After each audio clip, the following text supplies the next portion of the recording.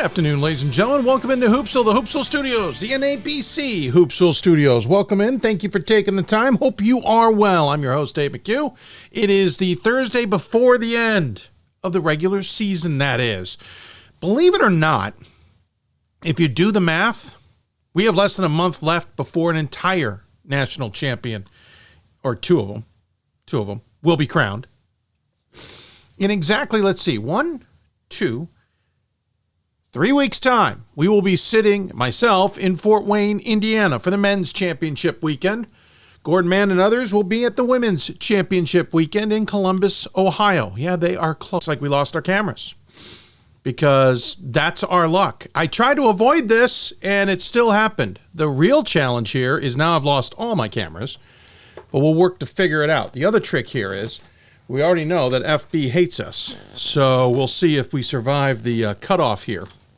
As we quickly change cameras. Come on, I need a little more slack. A little more slack. There we go. All right, we changed one camera, so we'll be back on air here in a moment with that camera. The problem is we just lost our other cool camera that shows you the other part of the studio. So that stinks. And, well, we're back up quickly. We'll make some rearrangements here. We do a little switcheroozy, and there you go. Just like that, we're fixed. I literally thought I had figured out a way to keep that from happening. Apparently not. The last couple of shows we hadn't had it because I've been doing this little thing in pregame to let it kind of warm up, as it were, and get ready. Unfortunately, we have this really cool angle that is now frozen, and you're not going to be able to see. It's this one. That's what we've been using for interviews. It is too complicated the way it's set up to get that one back. So that stinks. So we're going to have to make some changes, to say the least. But anyway, hello. How are you? We're back. Oh, I hate that. Well, let's quickly check Facebook. Well, we're still streaming there. So that's good news. Welcome in. If you have a... Nope, we're done. We're not there. We'll try and get that back real quick here. I'm telling you, Facebook is the weirdest system I've ever seen. Buckle up, simulcast, or part 2, or take 2, simulcast. Second try to simulcast on FB today. And save. We'll see if we can get that one up and running here shortly to go live. We've given it all the information. We'll see if it wants to hold on to it. Anyway, so if you like enjoying it on Facebook, I'm sorry, we'll fix that, but we're on YouTube, youtube.com/Hoopsville. We're also on, of course, our Team One Sports app, where you can see a lot of things with us. All of our shows are there, including our archives. So check them out there. We'd love to have you there. Yep, we're there. So Facebook, coming back at you. We're coming right back to the Facebook live stream. Apologize for all of that. Well, we hope. It hasn't officially started. Lots to talk about in Division III. Let's talk about our guests primarily today, because that's the most important part, if you didn't know already. We got a jam-packed show. That's why we're starting noon Eastern today. They include Alison Montgomery, the Bates women's basketball coach, Dale Wellman from Nebraska Wesleyan men's basketball, Carter Collins, the head coach at Anderson men's basketball, Chris Rogers, the head coach at Marymount, Kamala Gissendanner, the Roche women's basketball coach, and Jessica Turner, the Skidmore women's basketball coach. And then we are joined by who Bob Quillman calls the prettiest of the two, though he is controversial, to say the least, especially at his alma mater. Zach Snyder, the co-host of D3 DataCast, will join us on the show because his brother Matt apparently not too good for us. Too good for us. That, or we're already using Matt on Sunday, and maybe his time is better spent not wasting it completely with us the entire time. Nonetheless, let's talk quickly about Sunday before we get going. The Selection Sunday is coming up Sunday, and so as a result of that, we have lots to deal with and talk about on Sunday. We make our mock selections, our best ever. I think someone could correct me out there in social media land, maybe. I believe if I have this correct, on the men's side, the closest we've gotten is getting all but one pick, and this year there are 22 of them. We've gotten all but one. The last pick we got incorrect. On the women's side, we may have gotten perfection once. If not, it's within one. So our track record is usually pretty good with these things. And so looking forward to seeing where that all takes place. So here's the deal. On Sunday, we will hit the air I am planning right now at 5 o'clock. That will allow us to hear from both committee chairs in a pre-recorded interview with them to kind of remind us the lay of the land. Then we'll get into it. Now, I'm debating which is going to go first. We haven't decided yet. Men's or women's panel. There's pros and cons to it all. But we'll tell you at least who the panelists will be. For Friday. Ugh. For men, it will be, in no particular order, Bob Quillman, Ryan Scott, Drew Pastor, Matt Snyder, and, well, I'll obviously be there as well. Maybe one other. Then we may have Pat Coleman, we may not. He may stay behind the scenes. I don't remember if I've got another person out there. On the women's side, it will be Gordon Mann, Scott Peterson, Riley Zayas, and we have booked a really cool get for the panel, but we're going to save that one. All I can tell you is this person comes in with a ton of experience, a ton of knowledge in how this all works, and I could not be more excited that they have accepted my invitation to join us. We have dabbled with this idea in the past. The person couldn't join us. They are available this go around. We are diving in, and we're diving in hard. Can't wait to have this individual on the show. But again, in the effort of teasing you a little bit, we are going to wait to announce who that individual is. So there you go. If you want to interact with us, social medias at D3 Hoopsville or using the hashtag Hoopsville. Admittedly, we have not used Threads a lot recently because I don't have a lot of interaction with it, and I find it a little bit clunky. I've also just run out of time. I should have been using it more. I haven't. We'll try and do better there. But there's not a lot of real great ways to interact. Facebook is facebook.com/Hoopsville. We are, once again, simulcasting the show today. We're also simulcasting the show on YouTube at youtube.com/D3Hoopsville. There's ways to chat with us there too, so feel free to use that. Let's see. You can also email us, hoopsville at d3sports.com. That's hoopsville at d3sports.com, and we will get your questions there. I've got the email sitting right here in front of me, in fact. So let's quickly talk. Well, it looks like Phil already sent an email. That's a long email. I'm going to wait and read Phil's email at a break. Let's talk. First off, you should be going to d3hoops.com at all times because there is the tournament trackers up and running on both the men's and women's side. Rowan losing last night to TCNJ likely burst a bubble somewhere in Division III. I can't imagine Rowan not getting in. What Rowan may have done, though, was ruin any chance of hosting. They've lost 2 games now to Montclair State and TCNJ in the last week. Now, they still may be needed for geographic purposes. That said, you've got Catholic and NYU, DeSales, maybe one of the Centennials in the area that could easily host. So maybe Rowan has lost that opportunity. Remember, Catholic was sitting in the top 16 last week. So, others could slide in is what I'm trying to say. So Rowan may have ruined that chance. We'll see. Hood also lost in the MAC Commonwealth. I think they probably I think they may get in. I'm not sure. We'll talk to Zach Snyder later on the impact of all of that. But let's quickly look through the men's side of things. AMCC's got their semifinals coming up tomorrow. American Rivers Conference has them tonight, which is why I'm thrilled. We'll be talking to Nebraska Wesleyan. It's Dubuque versus Nebraska Wesleyan, Loris versus Co later tonight. American Southwest Conference also later tonight. Games, I believe. We don't have our system updated. We'll have to double check that. Atlantic East Conference is playing their championship game tomorrow. No, sorry. Do I have dates wrong here? I have 23rd in my head. So AMCC is tomorrow. No, I had that right. AERC is tonight. American Southwest is tomorrow, Friday.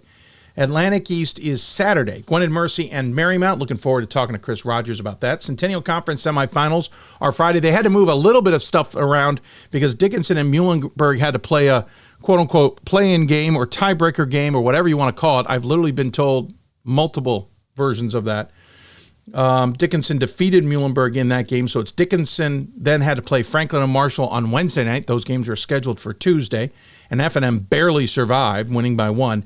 Ursinus and Swarthmore played as well. Swarthmore won by 15. So F&M will be at Johns Hopkins, and Swarthmore will be at Gettysburg, which is great because I could not get my schedule to work to see Swarthmore at any of the games I broadcast during the season, and now it works out. I get to see them, which I'm absolutely thrilled about.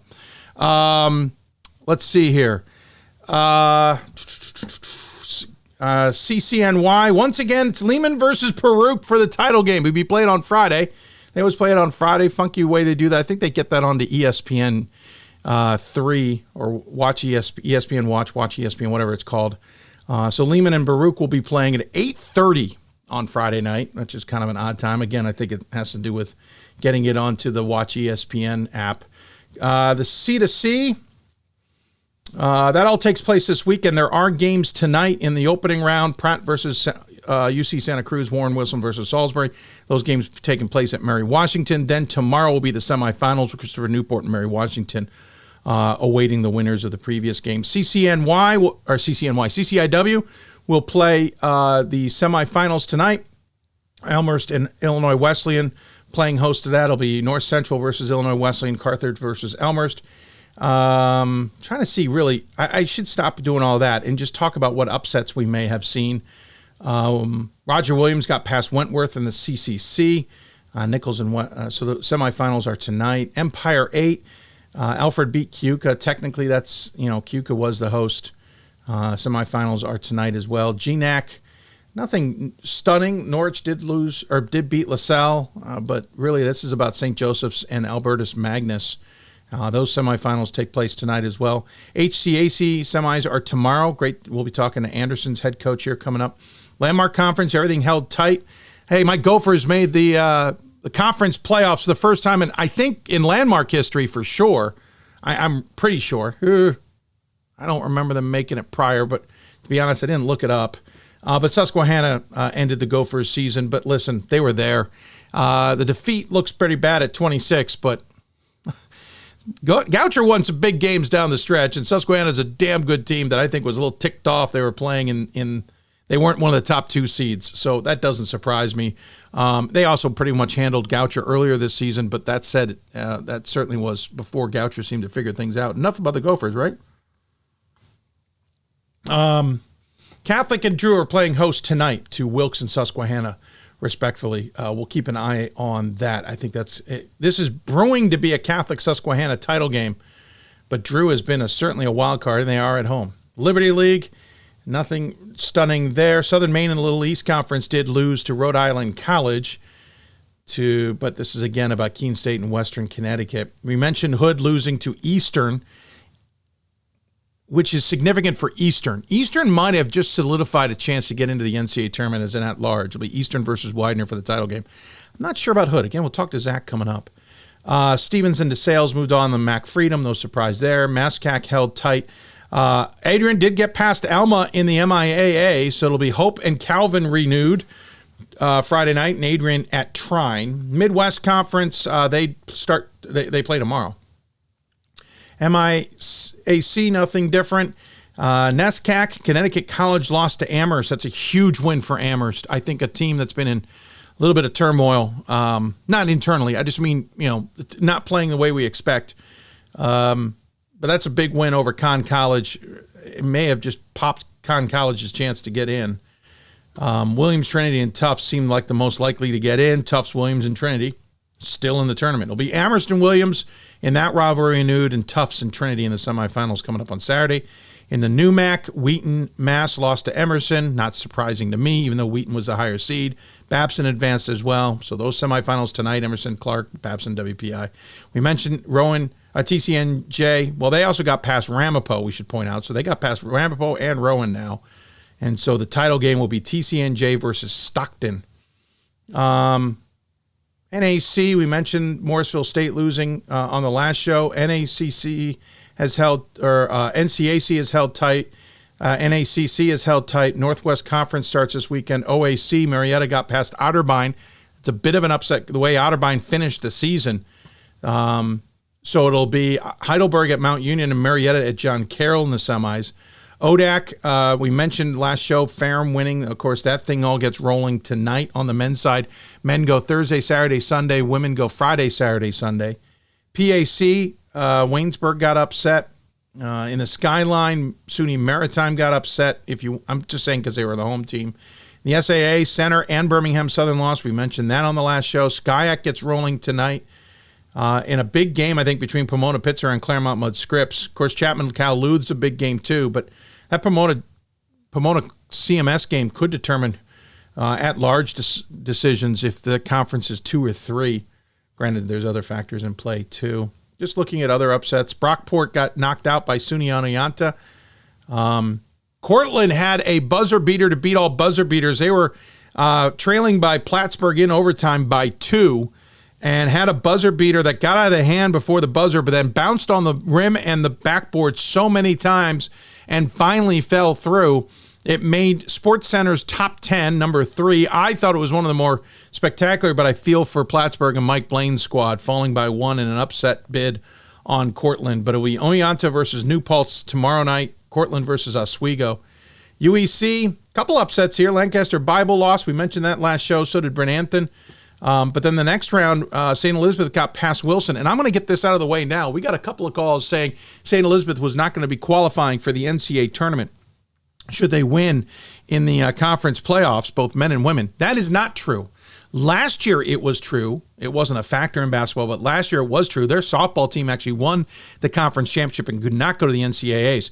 As I understand it, from everything I've been able to piece together, what happened was last year the entire athletic department was basically on probation or restrictions from Division III because they did not go, apparently, to the 2022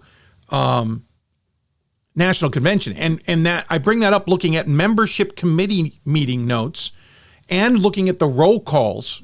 They did not vote in 2022, and there were some meetings that took place. Obviously, the membership committee meets almost every month, and there was a couple of them where they noted they didn't attend, and they were punished for it, and that meant no team last year in the 22-23 academic year could go to the NCAA tournament if they won the AQs, and that happened in softball. That is over. From everything I've read and been able to email and determine, there is no probation in place. So St. Elizabeth is available to qualify for the NCAA tournament. UAA has not decided their champion yet, as we know. UMAC has held chalk. USAC not. North Carolina Wesleyan lost to Pfeiffer. Of course, the WIAC is the WIAC. Stout defeated La Crosse in overtime. Whitewater lost to Stevens Point, which means Whitewater will not be back in the tournament. That was a Final Four team last year with a lot of potential, remember? Granted, a head coach steps away. I don't think that's the reason they're not there. I think it's just the WIAC. Women's side's pretty crazy, too. We'll get to it at the end of the show, but we'll talk about all the things going on the women's side. But I want to get to the men because we'll be talking about the men's regional rankings later. That's kind of how I had that all thought out. So there you go. I just kind of wasted a bunch of your 15, some odd 20 minutes of this show. Plenty more to talk about, obviously. Lots to talk about with our guests, especially. Once again, a reminder as I call up the show. Coming up, we'll have Alison Montgomery from Bates, followed by Dale Wellman from Nebraska Wesleyan, Carter Collins from Anderson, Chris Rogers from Marymount, Cam Gissendanner from La Roche, Jessica Turner from Skidmore, and then Zach Snyder from D3 Datacast. And they are all live today, folks. We'll take a break and we'll get things going. Headed up to Lewiston, Maine to talk about the Bobcats of Bates, women's basketball, and the insane trio that is up there. You're listening to Hoopsville, presented by D3Hoops.com from the NABC studios. Back with more after this. If I lose, I'll respond with respect. If I win, I'll back it up with humility.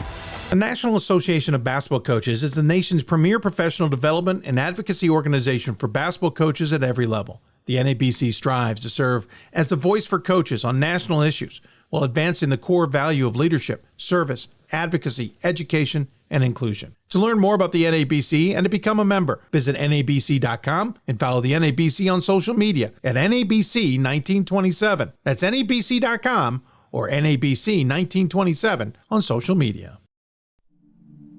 I used to never really talk. Ever.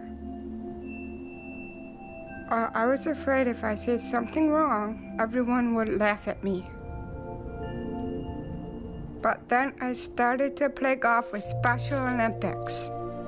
It helped me to find my voice. And now everyone else is speechless.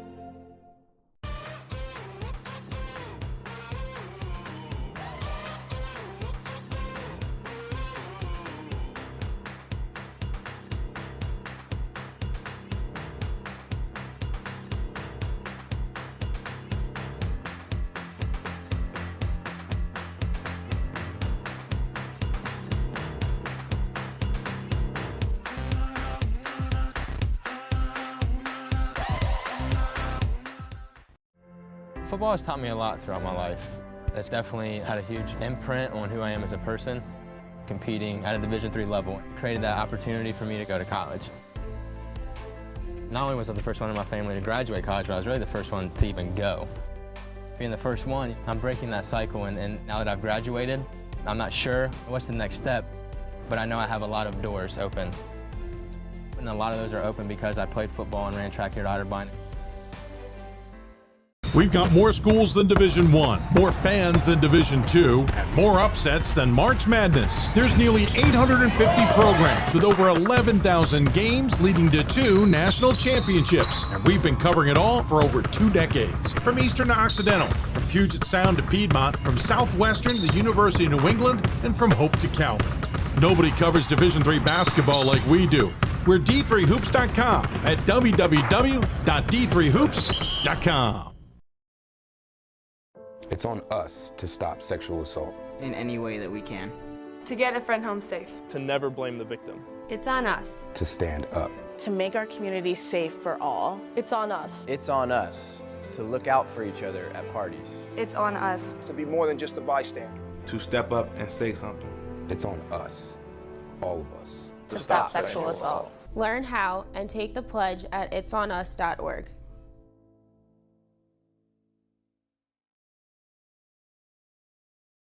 If I lose, I'll respond with respect. If I win, I'll back it up with humility. If I fail, I'll rise up with honor. It's tough for us to put it all on the line.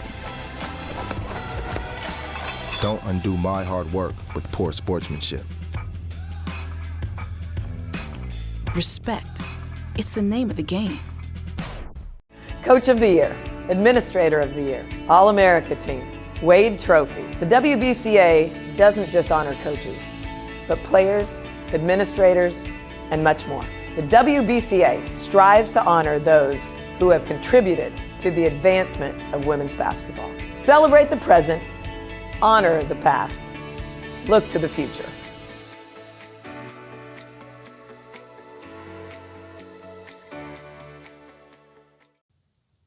Welcome back to Hoopsville, everybody. Hope you are well. We are rolling along on a special Thursday matinee edition of The Big Show. Well, The Big Show's coming up on Sunday.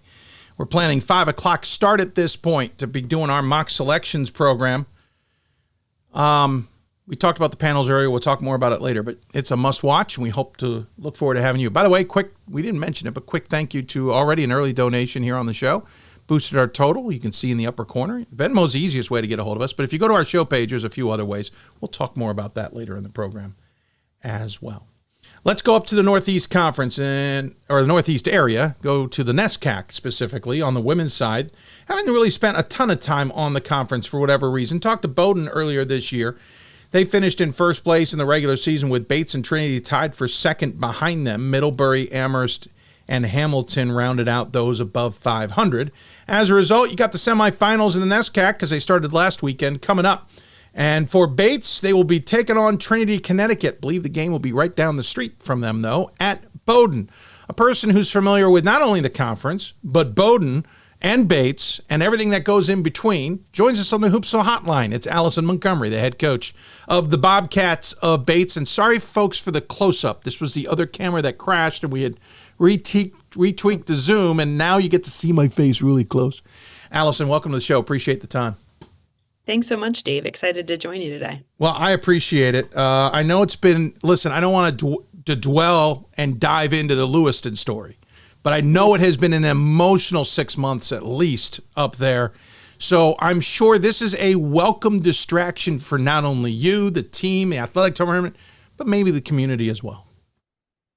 Absolutely. Yeah. I mean, I think our community here at Bates is really, really great. It's something that I think makes our dynamic on our campus really unique, but also our connection with the community. So, I think in the wake of really, really terrible things, I know for us, I mean, we kind of had this conversation as a program during the challenges of COVID as well, right? Like during really hard things, it allows for some perspective, and it allows us to have an opportunity to think about, just bringing joy.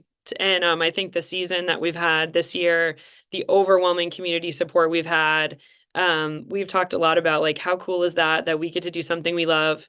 And we get to allow people to walk into our gym and be present for 2 hours and think about nothing else. And just kind of brings people together and brings some good enthusiasm and excitement. So we've definitely talked about that as a motivating factor. And it's definitely, we've had that community support, which has been so wonderful. Of course, Bowdoin involved in that too. There was very much down the road, as it were, in Maine. That is very much down the road at Bowdoin. And so, both communities certainly responding to that. You certainly know it well. You're a Bangor native, going to Bangor High. That's cheating, by the way, because the Easterns, I don't know if they were Eastern when you were there. They were Eastern for me. Northern now. Championships took place in your backyard, so you could sleep in your own bed with very little issues. But again, it's about the Maine community, because there were people I know from 4 or 5 hours away, knowing the state, very concerned about what was going on in Lewiston. So this was a bigger story than just Lewiston, just Bowdoin, just Bates, just that little corner of the state. Yes, absolutely. I think, just such a small community. I mean, I think people are so connected here. And so it definitely kind of shook everyone. And, subsequently, I think, brings people together too in the wake of really, really terrible things. But yeah, definitely something that sort of, shook our whole state for sure. Again, you're doing wonderful this season. This is a program that, when I dove into it, I couldn't believe has really been in the NESCAC title chase the last 3 years, after we got very spoiled, for lack of a better description, with Amherst and with what Tufts had been doing, Trinity kind of dabbling in that. I think we kind of lost track of the fact that your program, especially post-pandemic, has really been probably the best, most consistent program in this conference. Oh, Dave, thanks for that compliment. Yeah. You're welcome. Donations can be sent to. Absolutely. Yeah, I think, we were super motivated to put this program really consistently on the map. And I think it's such a competitive conference, and there has been such a long tradition of specific programs in our conference really running the table and being sort of, at the top, not only of the conference, but then subsequently in the country, as we've had teams consistently, the top 3 to 4 teams in our conference really doing well in the NCAA tournament, and in some cases playing each other for a national championship. So I think, when we won it 2 years ago, I think a real big goal of this program is like, we were climbing towards that, championship caliber level play for a while. We were kind of creeping, trying to get there to compete with the best. And once we arrived there, we really made it a standard of like, this is something that we're trying to establish as who we are as a program. This is not a one-off. This is not like a fluke that we won this year, and that we're really establishing that culture where, we expect to be competitive with the best every time we play. So I think, yeah, it's really great to feel like we've had a season where we've maintained that sort of competitive level. And I think, it's the vision of the women in this program and the coaching staff, and of our athletic department. We have great support in that way, where we're trying to chase a championship every single year and trying to extend our season as long as we can. So we're striving to sort of have that like sense of winning tradition in our program as we look, years ahead as well. I'm curious because we should point out, I don't think I said it clear enough. You were a graduate of Bowdoin. You certainly had a lot of success there with Adrian Scheibels as head coach. In your 4 years, 108 wins, 9 losses, an NCAA tournament appearance every year, a NESCAC title every year, finished runner-up in the nation in 2004. That's a lot of great success. But it doesn't always translate. It doesn't always travel. It doesn't always convert, maybe even a better way of saying it. You may have all those goals, and you may be able to take exactly every little piece that Scheibels was able to teach you and try and use it at any institution you end up coaching at, even if it's your alma mater, and it doesn't work. I'm fascinated at how you're able to find the magic that was working so well at Bowdoin as a player and is now seemingly, and I know there's more to go, but seemingly working now at Bates. I wish I had the magic answer for that, but all I can really say to that is, I think there's at least a million and one ways to be successful. But I think you got to pick one and you got to fully believe in it and you got to invest all the way. There is, the competing and coaching, there's a lot of outside noise all the time. And I think you can be really distracted by all the ways to do things well.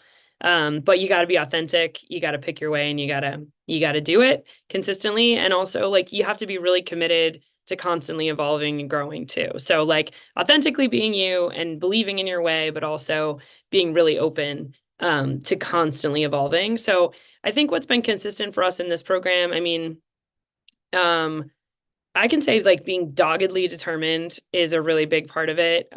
Staying persistent. I think especially when I took over this program, I had been really used to winning. Like you pointed out, like as a player, as an assistant coach, won championships at the Naval Academy when I went there and coached with my former coach, Steph Pemper.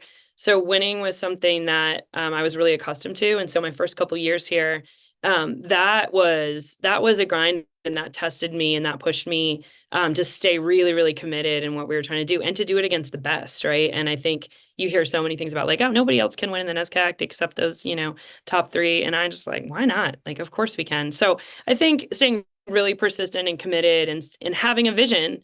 And then it's just, for me, it's about the people. So laying a foundation for our culture. I think as a coach, to win and to keep winning, you have to be good at multiple things, right? Like the basketball is really important.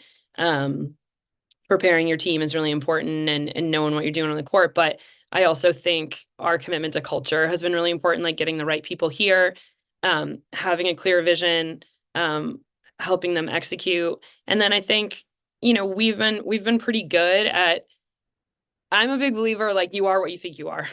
So trying to get these young women to see themselves the way that we see them and to see themselves as the best version of themselves, like to expect to win, to expect to keep pushing boundaries, to expect to actualize their potential. So I think there's a lot of psychology around that too, and I think we take that part of our job pretty seriously to get them in the right headspace where, they think they are champions and they expect that. So it's a whole host of things that I think you got to stay like really, really, really committed to. But I think it's got to just start with a lot of persistence, a lot of passion, and a lot of commitment to the people that you're trying to get to really come together to achieve something special.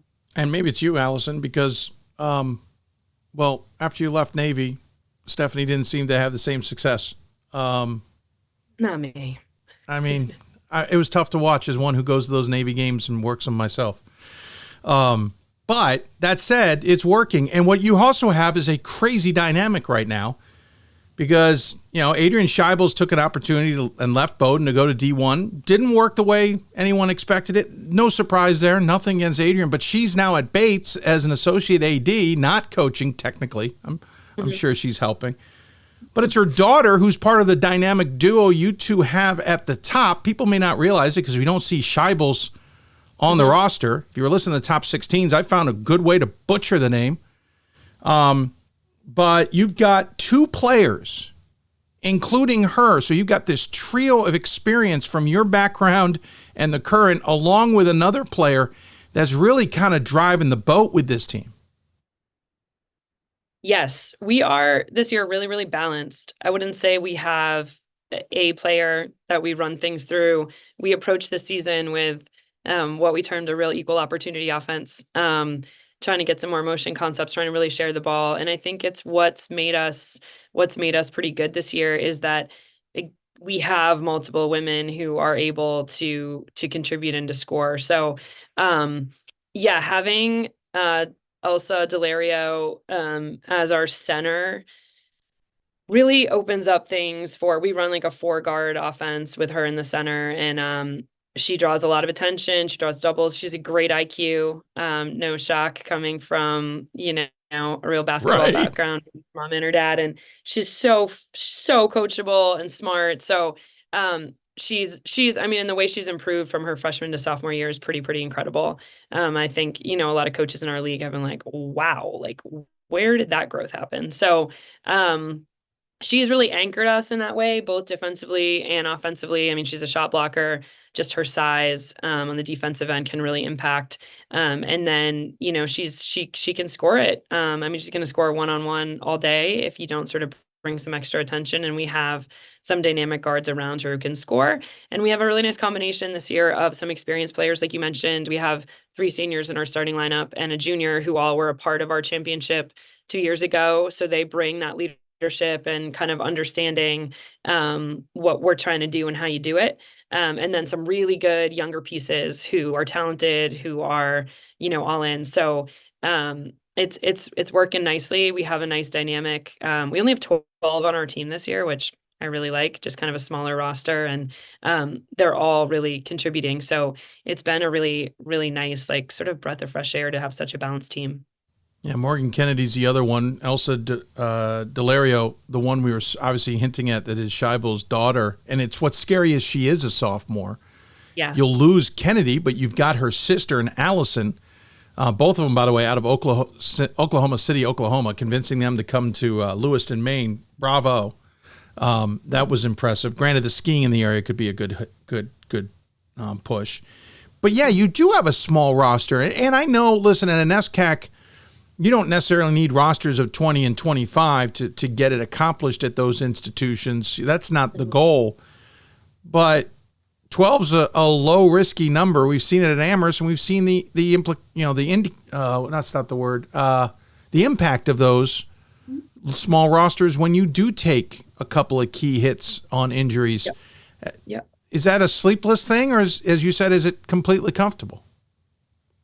I mean, any coach knows most things. You're sleepless most seasons, no matter what. So that's another thing to sort of worry about. Sure. I mean, it's one of the many things that's out of our control, right? That you sort of have to worry about and that can impact a season. I think as you move along a season and you have a successful one or you don't have a successful one, like I think the number of things that impact it, right? From, just staying healthy in general, and whether that's injury, sickness, like things that can sort of plague your team at different times.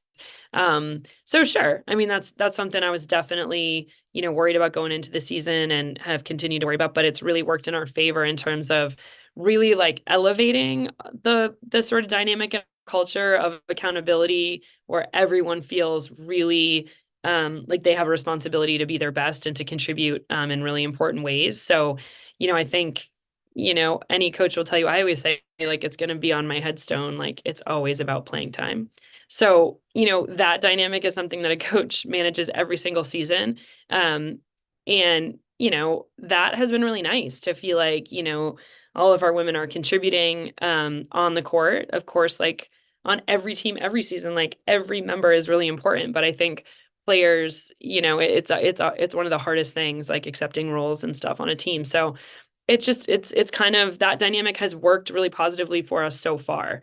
But yeah, you're absolutely right. Like every single year you're rolling the dice a little bit, and you don't really know how a lot of things are going to play out, but luckily so far it's gone well. I find interesting too, being a NESCAC school, New England, obviously you have a wide range of recruiting, but you have a wide range in terms of the schools you recruit from. Okay. Mm-hmm. You recruit out of the Taft School in Connecticut. I know those prep schools well. That's no surprise to me. Those types of institutions have NESCAC student athletes written all over them. Actually, it's probably more convincing to get them not to go to D1. But you also have a lot of normal high schools, or regular high schools is a better way of saying that. Portland, obviously a pretty good high school.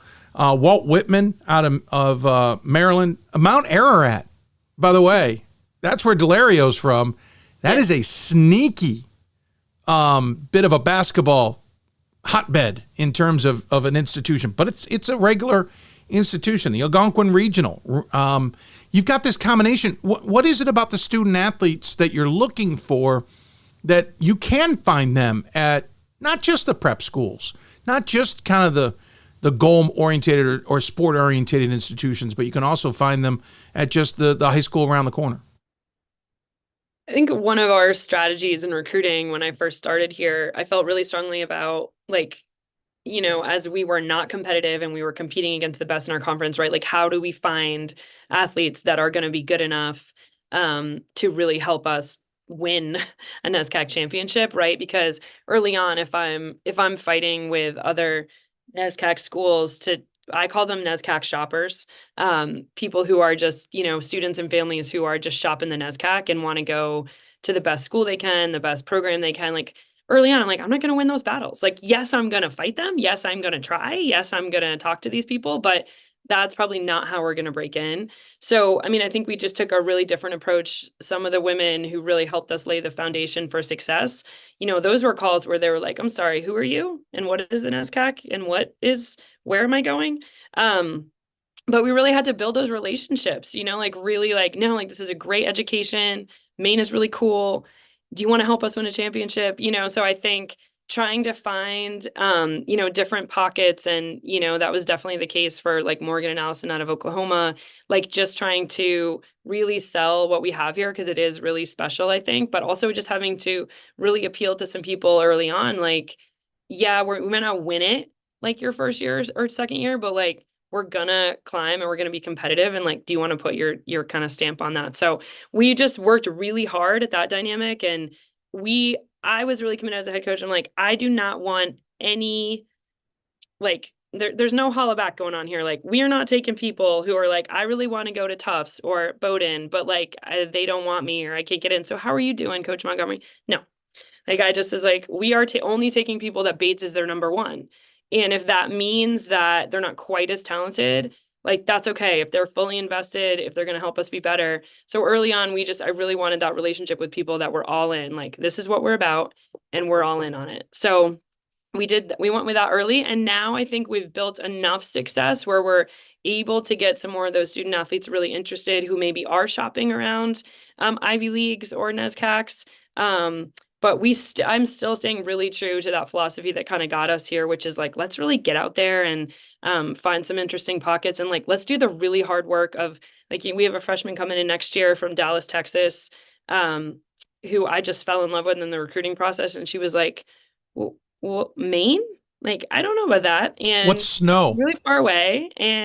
But like, really got in on the, like, it's a great education. And, you know, we happen to be the best academic school that was really recruiting her hard. And so we snagged her, you know? So I think that's been our philosophy, and that's kind of what has motivated us in recruiting. And if you want to learn to ski, there's Sunday River and some really Sugarloaf, some good skiing. And I think you and Bowdoin have an advantage. You're just enough outside of Portland to say you're rural, but you're not so far off the beaten path to say you're rural, which can be a disadvantage. You're just close enough to Portland Airport too. So that's an interesting dynamic. I'd love to talk to you more about this quickly before we let you go, though. You do have this big weekend ahead of you. You got Trinity potentially to win. You got Bowdoin, luckily pretty much down the road for you all. You can't be at home. The next best option is at least still be able to stay in your bed.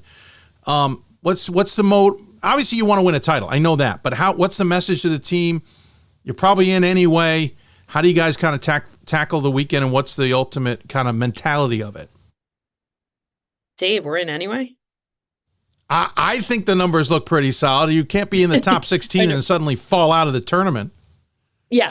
My message is the same to our team as it has been all year. I mean, they've done the work. They have created something really special this year. And so we're always trying to find that balance, especially as it gets more intense through NESCAC season, going into playoffs. Like we talked about going into quarterfinals, like you got to understand that balance of like playing your best, squeezing it just tight enough, but not squeezing the life out of it, where you put, unnecessary pressure on yourself. You try to be something like outside of yourself that is different what we've been all year.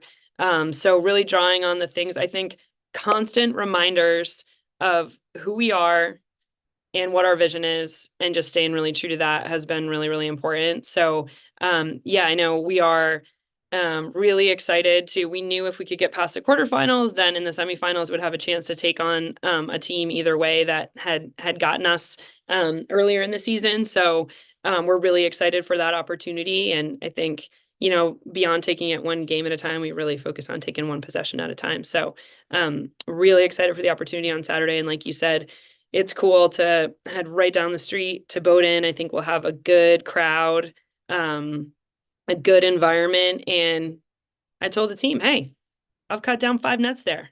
Let's go for 6. Wow, there's a way of saying that. I didn't, yeah. And interesting, because I think, where's Stephanie now? She's still there? No, she's out of coaching. So she's No, but I thought she returned to Bowdoin in another role. No, she's not at Bowdoin. Because I was going to say, maybe it's you, her, and Scheibels all in the same building. That'd be bonkers awesome. Just saying. It happened a bunch last year, but not this year. All right, fine. Let it go. Coach, thanks so much for humoring me. I appreciate it. Sorry you just lost the message in the locker room. I can just see it now. Coach, they said we're in. I don't care. But hey, good luck the rest of the way. Congratulations. Thanks for spending time with us on this Thursday afternoon, and we'll look forward to catching up with you down the road. Awesome. Thank you so much. Before I forget, last any final thoughts? We always leave the final thoughts to the coach. Any final thoughts you want to share with those tuned in? That's what I meant to say. Yeah, no, I think just to your earlier point, like expect to see Bates consistently, like hopefully developing that tradition and that culture. So it's not like no one sort of goes like this when they see Bates in the top 16. Like I think that's our goal always, to stay there. So that's the vision. And thank you for acknowledging that earlier. I love it. You're welcome. Anything I can do to help, right? Because everything I say is gold, clearly. Absolutely. Alison, take care. Thanks for the time. We'll talk to you soon. Thank you. All right, Alison Montgomery joining us on the Hoopsville Hotline. Long conversation there, but I loved every second of it. That was awesome. I hope you enjoyed it as well. We're running behind as a result, but we'll get to our next guest shortly. Great story there with the Bobcats, Bates. Really fascinating. They got Trinity ahead, Bowdoin on the other side. Yeah, they lost to Bowdoin earlier this year. You might remember by 20 back in early December in a non-conference game. Then they came back and beat Boats by, 15 at home in early February. They've also lost to Trinity as well. They lost to Colby this year. So, yeah, a little bit of a revenge weekend, as you could say. We'll take a break. When we come back, we'll switch gears, talk men's basketball. We will be talking to Nebraska men's basketball coach Dale Wellman. You'll listen to Hoopsville, presented by D3Hoops.com from the NABC studios. Back with more after this. For the love of the game. But for those of us who are Division III student athletes, it's more than that, a lot more. Sure, the game is important, but as we work so hard to build both mind and body, it's more about team. That is why NCAA Division III teamed up with Special Olympics, and in giving the gift of sport to those for whom it seemed an impossible dream, we are working to make this a better world. Help us keep that dream alive. You can make a difference. We are the coaches of women's basketball. We are leaders and teachers, dreamers and winners. We are professionals who conduct ourselves ethically and with integrity. We place the education, safety, and well-being of the athletes we coach above all else, and teach them the fundamental values they need to succeed in life. We are coaches united for the good of our game and those who play it. We are the WBCA.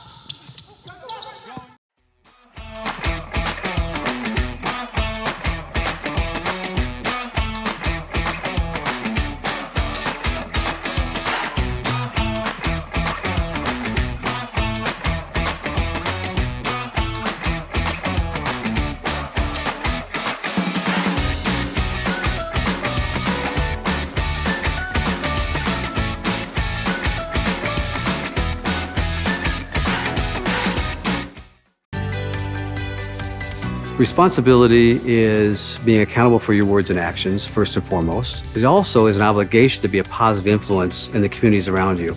Being in a D3 program, you're going to have lots of different opportunities. You're not just an athlete, you're also involved in student life. Your academics are extremely important. We give a lot of our student athletes responsibilities right from the start by giving them leadership opportunities, by having them engage in the community, be a positive influence. That's being a responsible person. There are over 480,000 college athletes. Only 2% would go pro. That means over 470,000 will not get a shoe contract. No autographs, no private jets, no fan clubs, no Hall of Fame inductions. Instead, they will walk away with something much more valuable.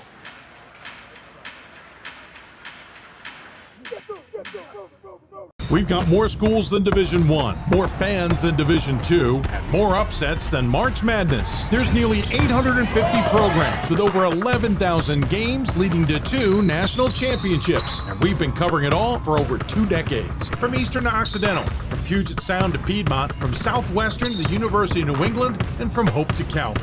Nobody covers Division III basketball like we do. We're D3Hoops.com at www.d3hoops.com. I did receive a non-athletic scholarship upon entering school. I got the presidential scholarship, which was huge for me. I think there's more opportunities for academic scholarships in Division III. I did receive academic scholarships. Just being involved on campus, being a leader, all those things combined kind of get me recognized. It's a great experience for me.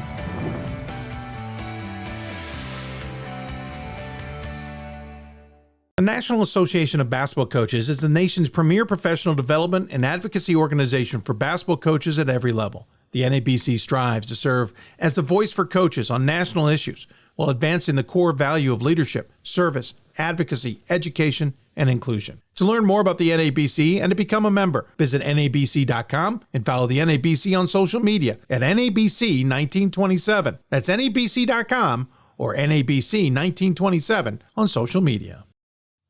Welcome back to Hoopsville, everybody. As we go around, we're running a little late, but I got to read this email. We mentioned we got it earlier from Phil.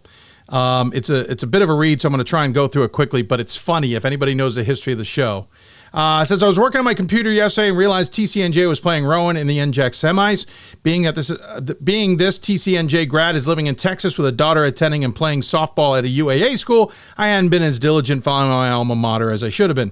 I decided to check out your most recent Hoopsville broadcast to see if you might have had anything about the NJAC coming down to the final stretch. I was very gratified to see that not only were you covering the NJAC, but you had Coach Brennan of Rowan as a guest.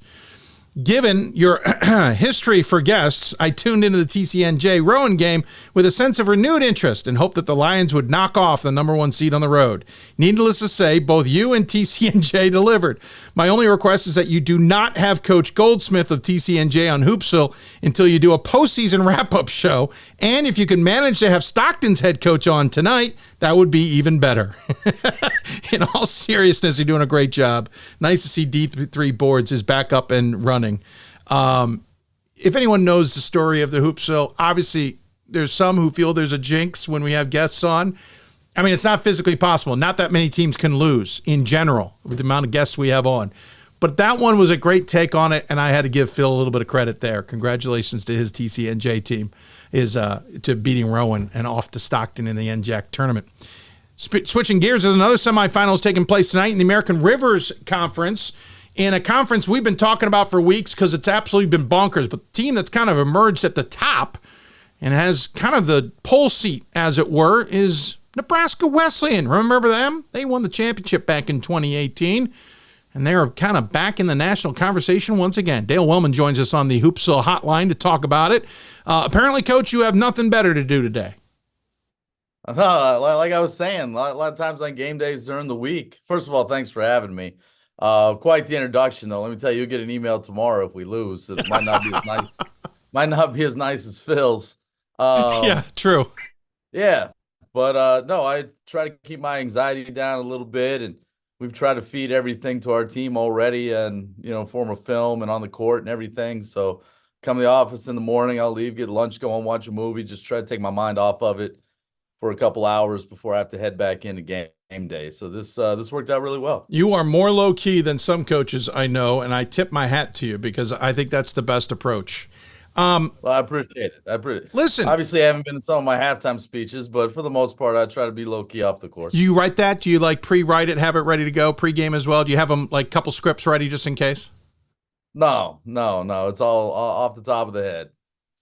How funny would that be? You turn to an assistant coach. Hey, can I have script B? Thank you. Appreciate that. That'd be fun. Hey, listen, interesting season this year. I think the American Rivers Conference in general flew a little bit under the radar until about midway. And at that point, there were so many teams that you guys even flew a little bit under the radar. While we talked about Loras and Dubuque, even Ryan talked about Central and Co. Geez, forgot about Co. You guys got off to a 5-2 start with losses to Dubuque and Loras, and that may have helped kind of fly under the radar, honestly. You one more loss. Loras got you a second time, but that's it. Since that 5-2 start, double question. What has been so good about the ARC this season? And what is it about your team that was able to emerge from kind of the chaos that was the conference? Right. Well, I think first of all, people in our league a little bit and myself, I wasn't too surprised with kind of the chaos and the teams, other teams obviously winning a bunch of games. Last year, the way we do it here, we have a, player of the year of the conference, and then we have 8 individuals that are on first team. Of those 9, all 9 returned to the league this year. So we didn't have a single person who graduated. So knowing that, I knew it was going to be a good league. I mean, last year we were, we finished in 3rd in the conference. We returned 4 starters, 5 of our top 6 scorers, 3 honorable mention all conference performers, and we were picked 5th. And and I could completely understand that because Loras, added Jackson Molstead, and they brought everyone back. And Co had the great run last year. They obviously have good players. Dubuque was going to be in the conversation. Central won it last year, so I can completely understand it. I think for us, we got off to the 5-2 start. I mean, this was a year where we had been building a little bit. If you go back to 2020, that March. We lost in the second round of the NCAA tournament to Wash U, and then obviously next week the tournament shut down. But we graduated the winningest class ever. That they had 100 wins over the 4 years, national champions 2 years previous, and we lost our top 7 scores. Literally 1 through 7 graduated. They were all seniors, and then obviously COVID happened, and we didn't really have a season, and we just spent that entire time really recruiting. Bringing in some guys. And then the next year, that's whatever that would be the 21-22 season. We started a bunch of freshmen, once we had a full season. And those freshmen, I think we went 14-12 that year, which I was really pleased with what we had. Really no experience at all in a tough league. Then we, had 16 wins last year, brought everyone back, except for one from last year's team. So, past 2 years, we've been able to talk a little bit about, hey, we're still inexperienced, young. This year we weren't. We were experienced. We'd been through these battles a little bit, still had to learn a little bit. And I think that's what happened early on. We lost to Dubuque. We lost to Loras, who were good teams. No shame in losing to those guys early, late, whenever. But we were able to learn a lot about ourselves and what type of team we were. I've learned a lot. I think, having another 20-win team, very, very different than the previous 20-win teams I'd have. Very different. And I've learned a lot as a coach this year. We win completely differently than we did before, even though we run Princeton on offense and even though we run zone on defense. It's just completely different. And it's been fun. It's been interesting. It's kept me on my toes. And the league's been great. So, that's kept me on my toes as well. Yeah, certainly been fun. We've had our fun on it here on the show, talking about the chaos. As a top 25 voter, I hate all of you. Absolutely hate all of you. I'm on the regional committee too. I don't even know what to tell the other guys on there, and I'm in the league. So because A beat B, and I understand completely. I'm in a similar situation. Well, team A beats B, B beats C, C beats D, D beat A. Okay, well, that got us nowhere. Where do we go next? Yeah, that's also what makes it so much fun, but makes an evening like tonight a little bit wide open. So I appreciate that, you're a bit relaxed about it, but what are the expectations with Dubuque tonight? Again, you lost to them at the beginning of the season. You beat them by 16 the second go around. How do you prep for tonight? What are you expecting from that and onward, hopefully, to a title game? Right. Well, I think, with Dubuque, obviously, they're a good team. They're well coached. We're a little interesting because we do play zone, so it's not like we can watch, the Central game that they played the other day and see what they ran offensively and plan accordingly. A lot of times coming off a loss to a team, they lose to us. They may change something that they do going in to face our zone the next time that we really don't know, that we haven't been able to see on film since.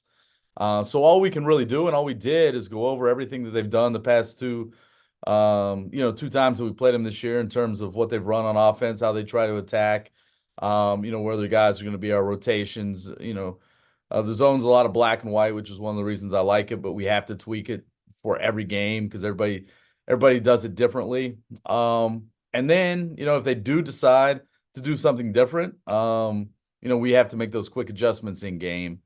But, a lot of our, along with that, a lot of our scout is personnel driven, where different guys are on the court at different times.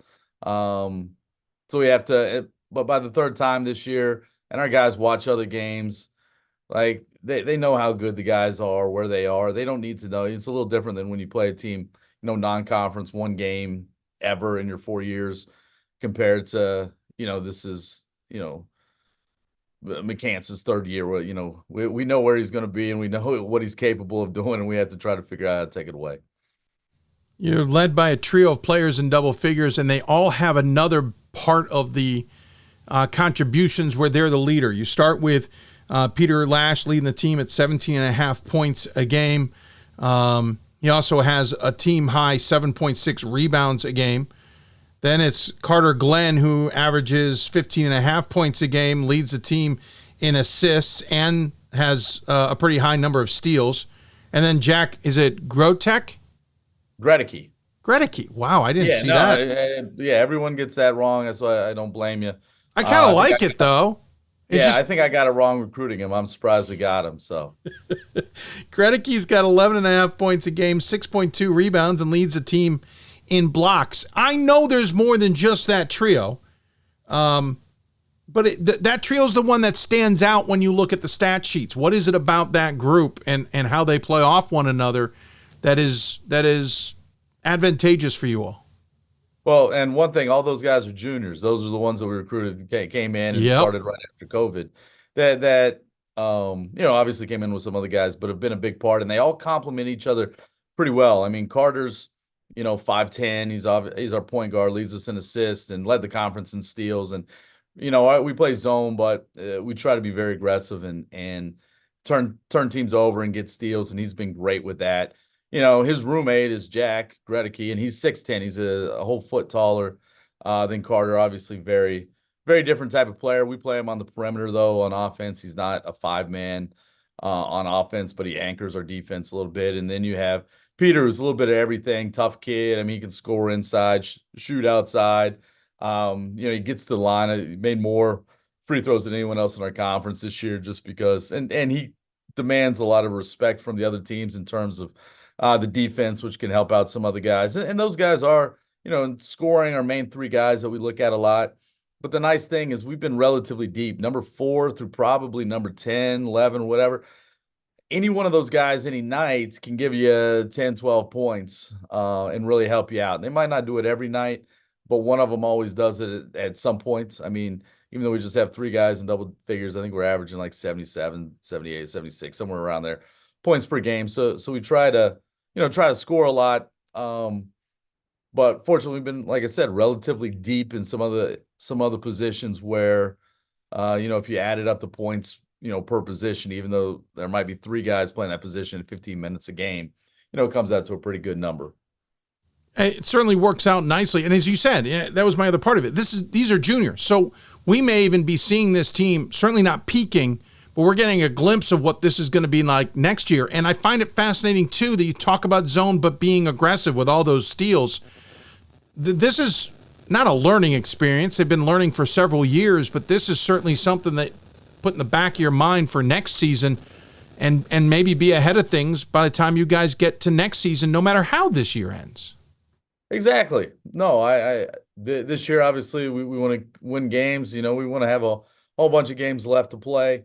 But we are going to be returning, good percentage of, whatever, points, rebounds, for next year. And obviously we'll miss our seniors.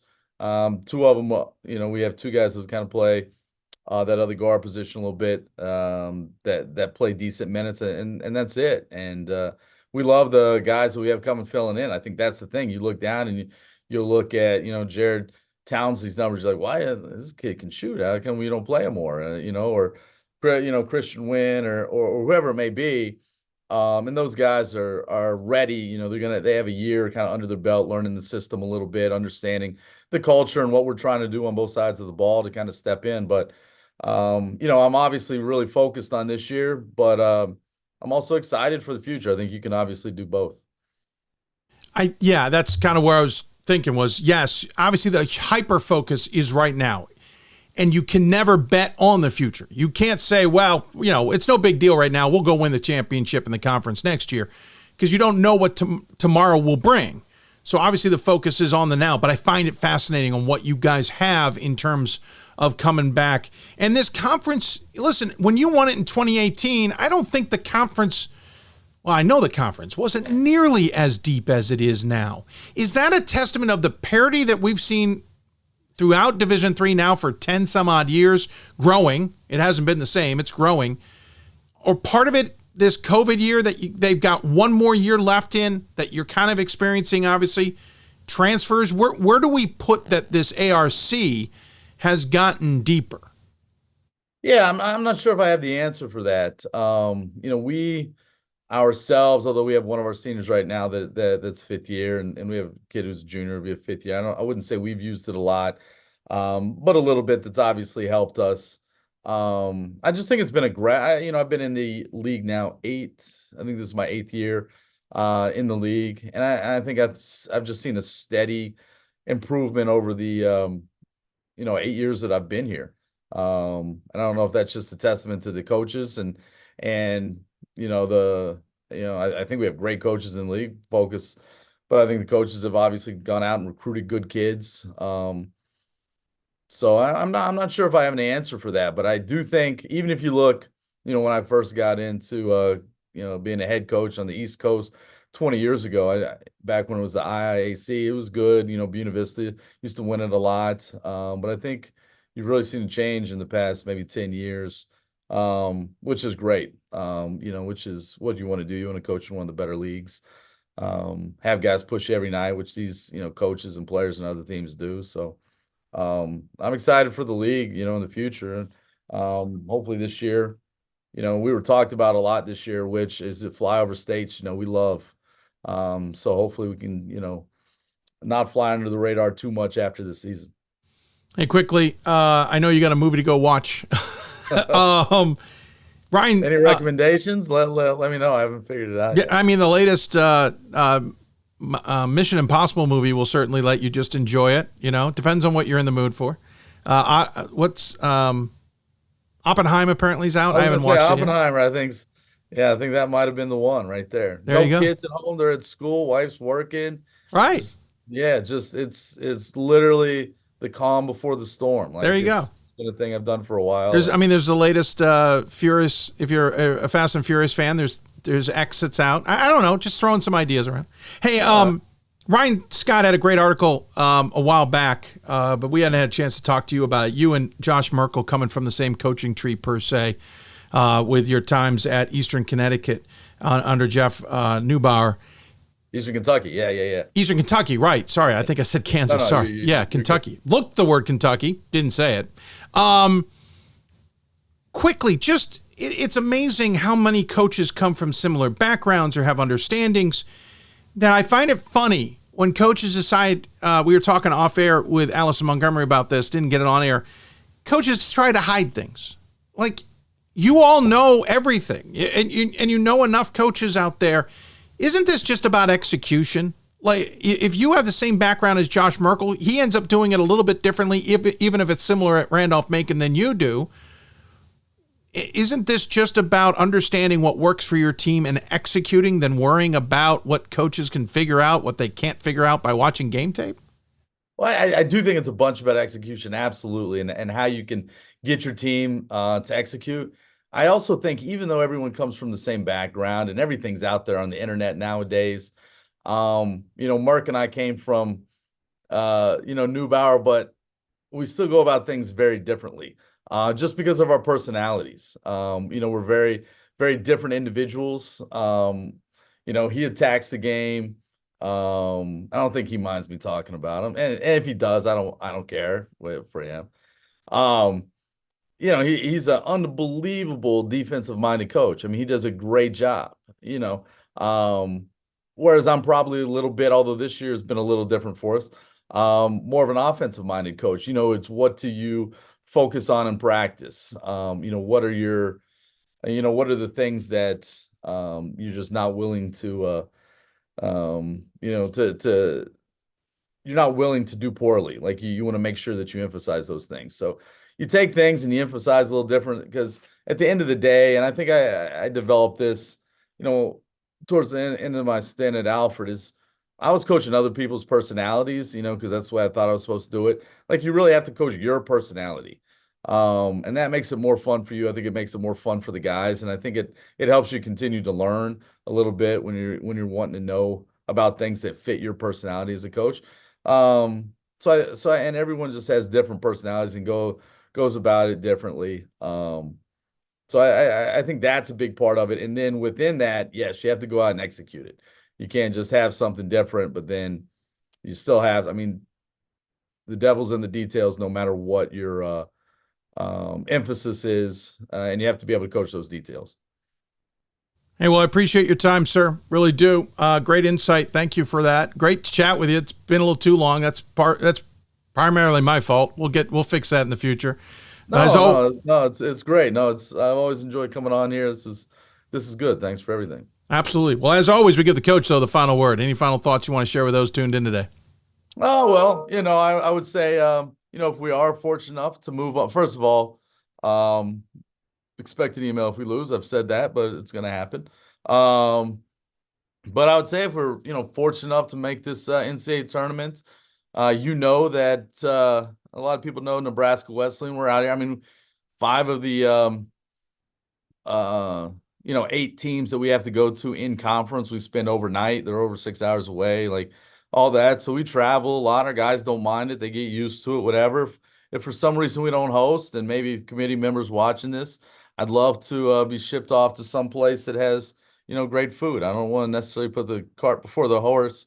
But really, when you're, NCAA tournament, it's basically you're on the court, practice, shoot around, whatever, games, and then you're eating and in the hotels. So, I'm ready. I'm ready to have some good food. I'm just writing this down. Nebraska Wesleyan wants good food. There's no D3s in Charleston, South Carolina. I don't think that'd be awesome. Wherever they go.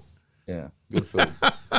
In tourney. Got it. I will pass that along if no one is watching. Like I said, hopefully we're hosting or something. I know. Here in town, but I don't know. With this Hoopsville curse, maybe that's not going to be the case. It's awesome. We're slowly but surely. Hopefully we just get an opportunity to play that long, I guess. Slowly but surely, we're going to have a spin-off show of Hoopsville, the food edition. We'll figure it out.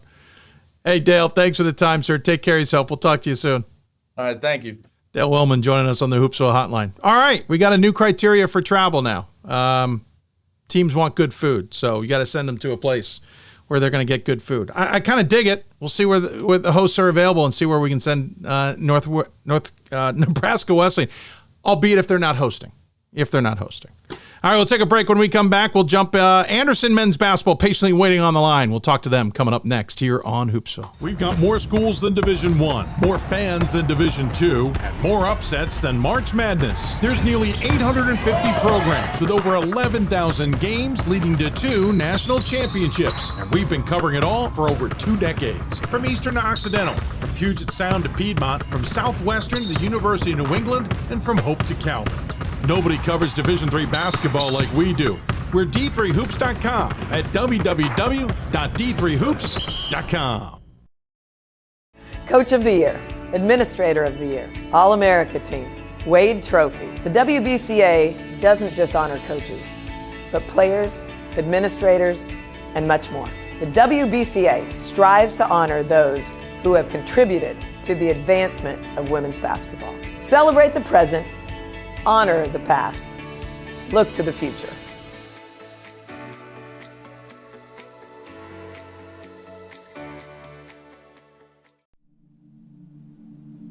I used to never really talk. Ever. I was scared and shy. It was hard to look at people's faces. I was afraid if I said something wrong, everyone would laugh at me. But then I started to play golf with Special Olympics. I made friends and won lots of gold medals. But I learned more than just playing golf. Special Olympics helped me to find my voice.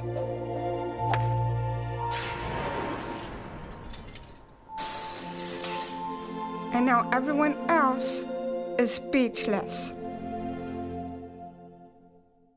Division III allows you to give yourself to other things. Having that free time allows me to pursue the things that I want to pursue. Division III athletics affords students the opportunity to, engage in the other interests in their campus and in their lives outside of that sport. It allows you to just be able to do everything you want to do. I wouldn't change it for the world.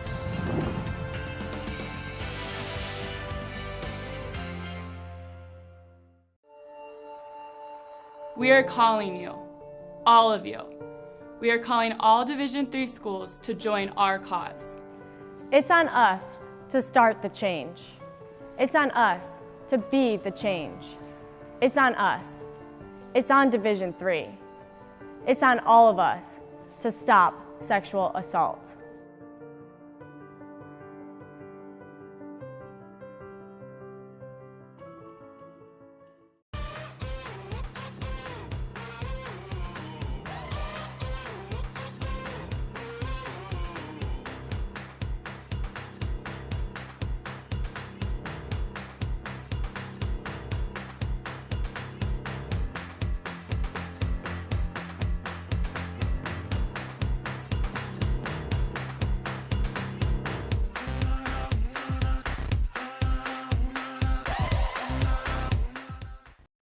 I learned a lot of valuable lessons playing college football. I never thought about the health benefits of exercise until I actually started to talk to coaches in college. It's not only just for performance, it's for life. My coaches instilled the importance of well-being, not only building up strength, mental health, getting enough sleep, eating properly is all what it is to be healthy. I decided that I want to go into personal trainer and share my knowledge that I obtained in college about physical and mental well-being.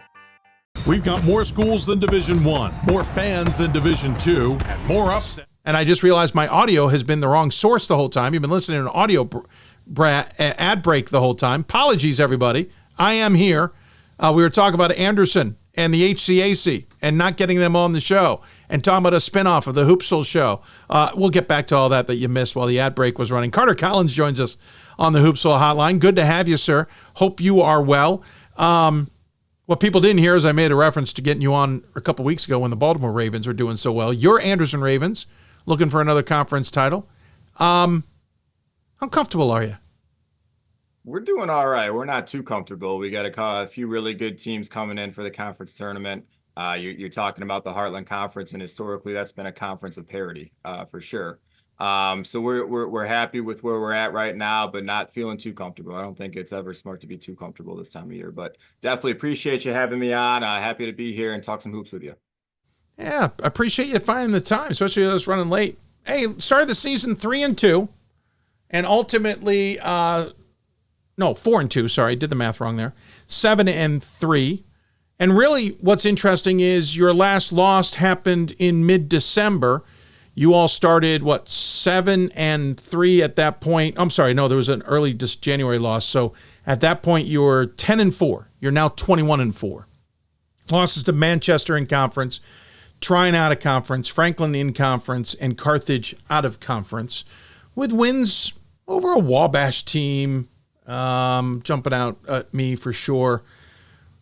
What's the difference in the first half and the second half? Because it's literally the half point is where we see this difference of this squad where you haven't lost since.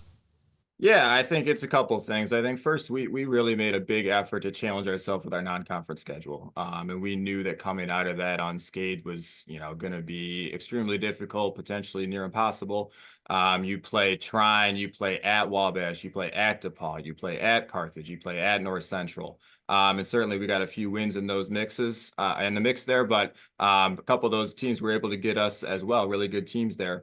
So, we knew that we were going to take our bumps and bruises early on, and that was kind of by design. We want to try to get outside of the conference and really challenge ourselves against some of the best teams in the Midwest. So that was part of it. And then also, I think offensively, we really kind of found our rhythm right around that time period that you're talking about, kind of right about Christmas break.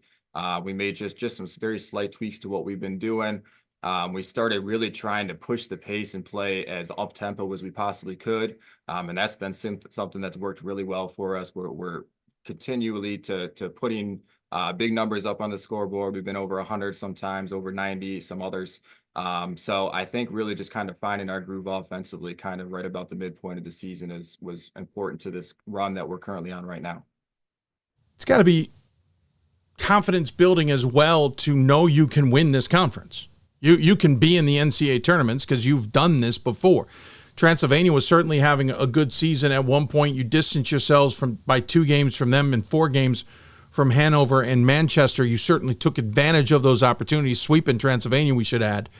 So, and the confidence of winning it already has got to be one of those you can go to the bank on. Yeah, we're confident for sure. We feel strongly in the abilities that we have in our locker room, and we certainly got a lot of talented offensive guys. We've worked really hard defensively to kind of get our style of defense up to the level that it can be. I still think we got a ways that we could improve there as well, but we're feeling confident about where we're at right now. And yeah, really just coming off of last year, like you mentioned, we had won the conference last year. We really returned a lot from last year. I think over 90% of our minutes, over 90% of our points. So yeah, we certainly started practice on October 2nd this year as a confident group because we knew what we had done last year. But at the same time, we returned a lot, but so did a lot of the other teams in our conference. You mentioned Transylvania, Hanover, Manchester already. Really, if you go back to last year and look at the all-conference list from last year, hardly any seniors. Almost all of the best players in the conference were back this year. And I think that the top of the conference this year was as good as it's been since I've been at Anderson. And this is year 7 for me at Anderson, 2 as the head coach, 5 as an assistant. So we knew it was going to be a very challenging conference. We knew we had the pieces to get it done, but it was far from a given. So yeah, it kind of goes both ways. We certainly have confidence, but we also knew that we were going to have some really difficult competition as well.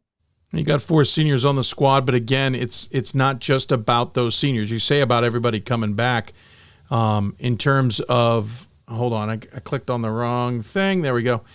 In terms of points per game, just waiting for everything to load up. Come on, everybody. There we go. You're led by a junior, a sophomore, then a senior, then a sophomore, and another sophomore. So it is the underclassmen show.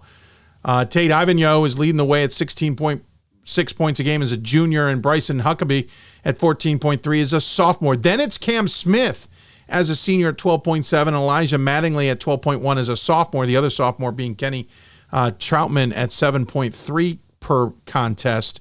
Rebounds, by the way, Mattingly has got the double-double at 10 rebounds per contest. So again, and we just talked about this with Dale Wellman too. It is the underclassmen show to some degree. and you're still building. This is a squad that's going to bring most of this talent back next year and the year after that, seemingly. So I know it's about winning now, but as we said with Dale, it's also about positioning for the future. Yeah, we're certainly a very well-balanced team from top to bottom in terms of seniors all the way on down to freshmen. I have our roster board right behind the computer right now. We have 3 senior contributors that you mentioned. One of those, Cam Smith, is our starting point guard, but also got Jordan Gaddis and Alex Hunt, who have been great role players for us during their time. Very experienced group right there because their freshman year was the COVID year. And so they came in as freshmen and played a lot of minutes right away, probably more than what they would have in a normal situation. Moving down to the junior class, obviously we're headlined by Tate Avagno, who was last year the conference player of the year. Really, for my money, one of the absolute best players in all Division III basketball. I think if he played for a different team that maybe had some closer games, and we certainly won a number of games this year by margins that allowed us to kind of take the starters out at the end of the game. I think if he was in a different situation, he could have been one of the leading scorers in all of D3 basketball. Gavin Dowling also in that class, a nice big guy for us. Sophomore class, Bryson Huckabee, Elijah Mattingly came in last year as freshmen and really made big contributions to a conference championship team, which was very impressive as freshmen, and they've only taken things up to another level this year as sophomores.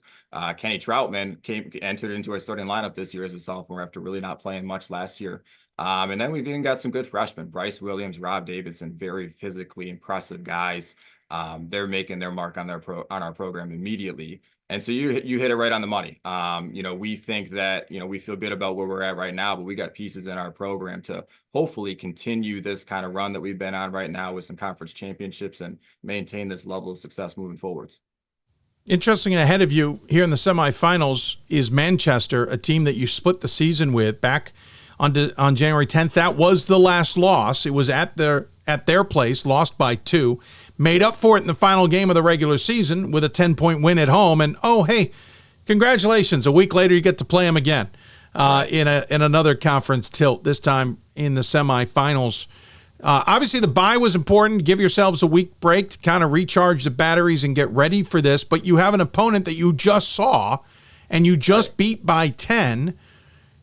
Does it get to a point where it's hard to get the guys to focus because it's the same team and the same battle plan and the same concepts and the same everything you've been talking about now for probably 10 days? Yeah, I hope not. We had talked on Monday. We were off this past Saturday and Sunday, didn't practice, and Manchester went out there on Sunday and won their quarterfinal game. So we talked on Monday and reviewing the film, which we always review the film, but it's like, hey guys, not very often that our next game is against this team. So hopefully we're even more locked in on the film and the things that we did do well and the things that we can do better. And so, yeah, it's definitely a unique situation playing the same team within a week of each other, Friday to Friday, exactly 7 days. And so there, it's the chess match, some of the parts of coaching that I enjoy the most. But yeah, we've had some great games against Manchester the last couple of years. Going back last year, we split the conference title with them. We both were 14-4. We shared it. 2 really good games last year, and then this year was no different. The game at their place went down to the wire. They got us on a shot with a few seconds left to pull out the win there. And then the game that we just played a few days ago was another great one where they kind of got out to an early lead and we were able to make our run in the second half and hold them off. But we're expecting another great one. Manchester historically, probably you would say, is Anderson's biggest rival. Coach Conley's doing a fantastic job with that program. They got a lot of really talented players. They're siblings on the 2 opposing teams. Actually, we got Cam Smith, who you mentioned, and his younger brother Bryant plays for Manchester, both really good all conference players. So there's all sorts of different storylines going on, and it's going to be a really exciting game. Definitely looking forward to getting back after those guys because it's been great games recently. I don't think I want to be at their house for Christmas and Thanksgiving. Just a thought. Yeah. It's quite the dynamic. I know that their parents actually I don't think they particularly enjoy when Anderson and Manchester play against each other because obviously split allegiances is like they're just kind of watching. And unfortunately for them, that ended up being the semifinal matchup. I guess we know where they're going to be though on Friday. They'll be right here in OC Lewis. But yeah, there's a whole number of things that go into the Anderson-Manchester matchup, and it should certainly be another good one on Friday. I want to dive back into your history before we let you go a little bit. First off, I don't think I realize how much Anderson was a religious-based institution until I really dove in, not only a little bit last year, but really this year, which makes your ties to Hope, being a graduate of Hope, obvious. I mean, the two go together pretty well. But when we talk about religious institutions and exemptions and all that, or can they play on a Sunday, Anderson's never in that conversation, and so I never considered it. That said, going back, yes, you're a Hope graduate, but you didn't take the road we're all used to of being a student athlete, true and true, playing your 4 years at an institution and then getting into coaching from there. You were certainly played in high school. You went to Hope. You got a JV year, your freshman year, and then you pivoted.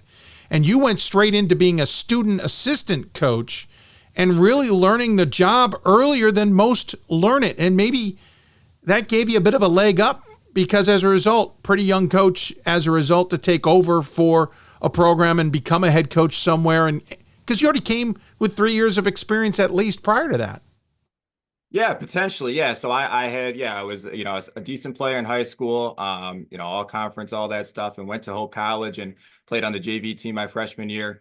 And man, during those years, Hope was loaded. I think we were, in top 25, top 15, top 10 for pretty much my entire junior and senior year. And there were guys in my graduating class that were better than I was, and, significantly so in some cases. And I had always kind of knew that even when I was playing in high school that, I wanted to get into coaching whenever my playing career had ended. My dad had been a high school varsity coach when I was growing up. And so I knew kind of as, whenever I finish playing, I want to get into coaching. And what better spot to get involved than with the Hope College men's basketball program. Coach Mitch, Coach Dav, Coach Carlson is there now, who I actually graduated with back in 2017. Just top of the line, first class organization, and to be able to stay a part of that program as a student assistant coach, and was helping to coach the JV team some, and then also was, involved with the varsity team as well. You hit the nail on the head. Really helped prepare me well for this move down to Anderson. My first 2 years here at Anderson, I was the graduate assistant coach, then became the full-time assistant coach, and then the last 2 years I've been the head coach. And yeah, Anderson, Hope, very similar institutions. I've always felt really at home at Anderson. I know the type of people who would have a really good experience at Anderson, which makes recruiting a little bit easier. So yeah, things have worked out well for me for sure. I've been super fortunate to have been a part of a couple really good programs, and certainly using a lot of the things and experiences that I've learned to kind of lead the AU program that I get to right now. Agreed. You were definitely there during an absolutely loaded time for the Dutch. Fascinating to hear that perspective. And listen, I not that at all have the same similar road, but I understand what you mean by you look at the landscape ahead of you and go, listen, there's only so much better I can get or be better than these individuals. Is there an avenue? I could have continued to be a backup, and I was fine with that. But my body was also telling me, do we want to go through this grind any longer either?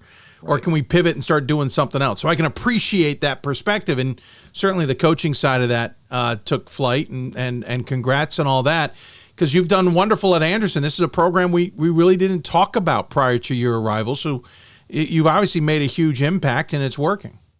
Yeah. I learned under a great coach here, Coach Handy, who stepped away from coaching before this past season.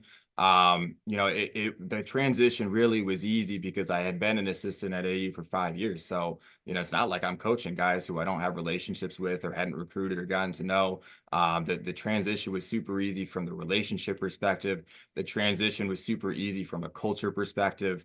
We had a fantastic culture. We got just a great group of guys in the locker room. They're very easy to coach. So really, I haven't needed to or wanted to make any sort of changes off the court. Everything was kind of already in place. On the court, certainly we're doing things to some extent differently than what we have previously. And, that's not because the old way was wrong or bad. It's just that now we have different roster, different personnel, and different things that, I feel like can work well for our team. But yeah, the transition couldn't have been easier. The guys made my job super easy. Trusted in me, believed in me last year, and certainly feeling more and more comfortable as we go. And, like we mentioned, we have pieces in our program as far as younger guys who are talented, and we're hoping that we can, sustain the success and hopefully, become even more of a nationally kind of well-known program. Would be our goal here moving forward. Well, I appreciate the time you gave us today and get the insight on the Ravens. I don't think we've given you enough time in the grand scheme of things over the years, and I apologize, but thank you for finding time ahead of your semifinals to appear on the show and talk about Anderson. Do me a favor, whenever you see Brian Lane again, just kind of, I'm curious. By the way, actually, speaking of Brian Lane, mid-game, he isn't trying to sell real estate to you, is he? Not mid-game, no. It's funny. I was actually my job before I became the head coach here. I was assistant basketball but head golf at Anderson, and Coach Lane, of course, is head basketball. Yes, he's very proud of his golf. I got to see him a few extra times per year, even outside of the Anderson Transy game. So he's a great guy. Tomorrow will be the day you're talking about. He'll make his way over here tomorrow. Yeah, great coaches that we got in our conference. I know that this isn't the case everywhere else, but we all get along really well. There's no real bad blood. Of course, we're competing as hard as we possibly can, but everybody's very supportive, and just a really great conference to be a part of. No, absolutely. Always fascinated by the relationships in the HCAC. I think that is seen in some other places, but you're right. Some other places it's a little more antagonistic. You can see it in some of the coach votes for awards. For sure. But I digress. Carter, thanks for coming on. Really appreciate it. As always, we give the guests the final word, though. Any final thoughts you want to share with those who may be tuned in? Yeah, for sure. First of all, just appreciate you having us on. Like I mentioned, we're trying to continue this push to become a nationally recognizable program. So appreciate you having us on. I would just say, what a time of year. It's conference tournament season. It's best on best. Teams can, of course, improving slightly in practices these days, but teams are coming close to peaking as good as what they're going to be. And war of attrition, you're battling through injuries, and it's just like, hey, who's going to make these final few plays in the end? So I envy you a little bit. Actually, you just kind of get to enjoy it and watch the games, and I enjoy it to some extent as well. Yeah, no pressure here. Yeah, it's not quite as enjoyable when you're down by 5 with a couple minutes left. But yeah, just what a time of year. This is as good as it gets in our sport, and appreciate you kind of having this show and putting things on for us. Well, thank you for coming on. I appreciate what you've given us too. It's a lot easier to do with a guest who's willing to appear, especially on a week like this. Take care of yourself. We'll look forward to catching up with you down the road. Okay. Yeah, appreciate it, man. Carter Collins joining us on the Hoopsville Hotline. Appreciate his time. You talk about down 5, by the way. Randolph-Macon's down 6 in the quarterfinals of the ODAC tournament against Shenandoah. They were down as many as 11. It's first half, 2:42 left. We'll keep an eye on that one as we progress. Of course, Randolph-Macon, the number 2 ranked team in the nation, and one of a couple of hosts that could be happening in Virginia.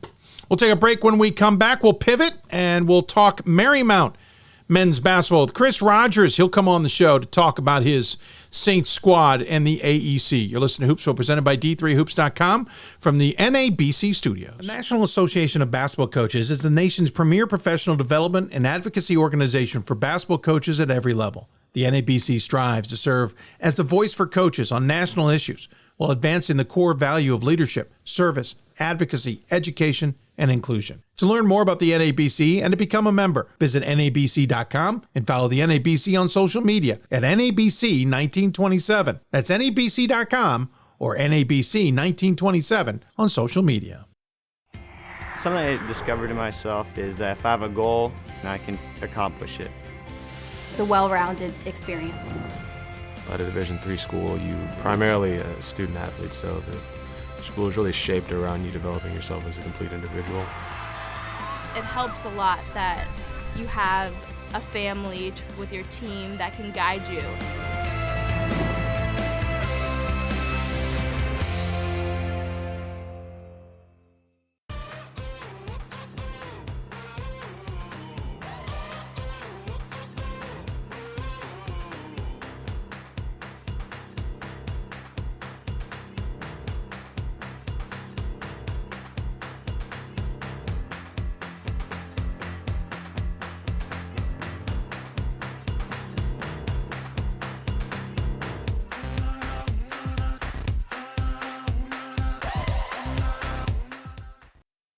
It's on us to stop sexual assault. In any way that we can.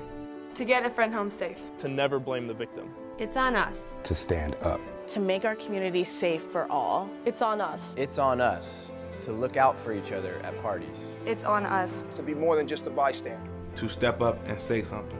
It's on us. All of us. To stop sexual assault. Learn how and take the pledge at itsonus.org.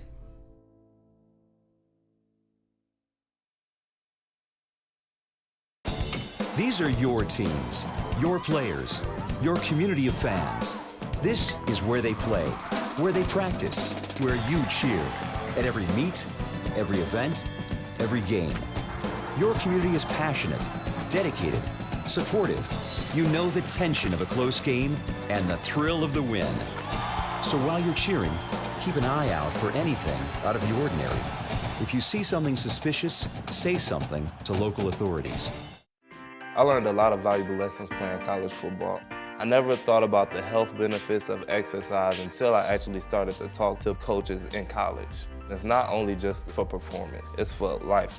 My coaches instilled the importance of well-being, not only building up strength, mental health, getting enough sleep, eating properly is all what it is to be healthy. I decided that I want to go into personal trainer and share my knowledge that I obtained in college about physical and mental well-being.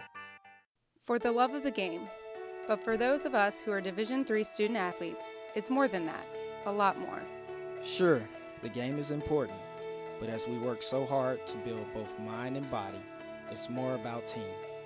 That is why NCAA Division III teamed up with Special Olympics, and in giving the gift of sport to those for whom it seemed an impossible dream, we are working to make this a better world. Help us keep that dream alive. You can make a difference. We've got more schools than Division I, more fans than Division II, and more upsets than March Madness. There's nearly 850 programs with over 11,000 games leading to 2 national championships. And we've been covering it all for over 2 decades. From Eastern to Occidental, from Puget Sound to Piedmont, from Southwestern to the University of New England, and from Hope to Calvin. Nobody covers Division III basketball like we do. We're D3Hoops.com at www.d3hoops.com. The National Association of Basketball Coaches is the nation's premier professional development and advocacy organization for basketball coaches. Welcome back to Hoopsville, everybody. Cutting that off a little bit. We re-tinkered our setup on our production system. Hopefully not have that audio issue that I forget to keep unmuting our mic or keying our mic instead of the ad break. But anyway, if you got questions for us, you can find us on social medias, email, simulcasting on Facebook and YouTube. Sorry for anybody of you who may have commented. I had not seen any comments, but I hadn't checked in there in a bit. Talking men's basketball right now. We got women's basketball coming up still. We're going to talk to Roche and Skidmore women's basketball. And then we'll transition back to men's with Zach Snyder, talk about regional rankings and games to watch and all of that fun. But in the meantime, we're still talking men's basketball in Division III. And admittedly, I took a risk on this one without even realizing I was taking a risk. By the way, quick update at the half. Randolph-Macon has erased that 11-point deficit, and it's tied at 27-27. They actually look like they were down by 15, I think? No, I'm misreading that.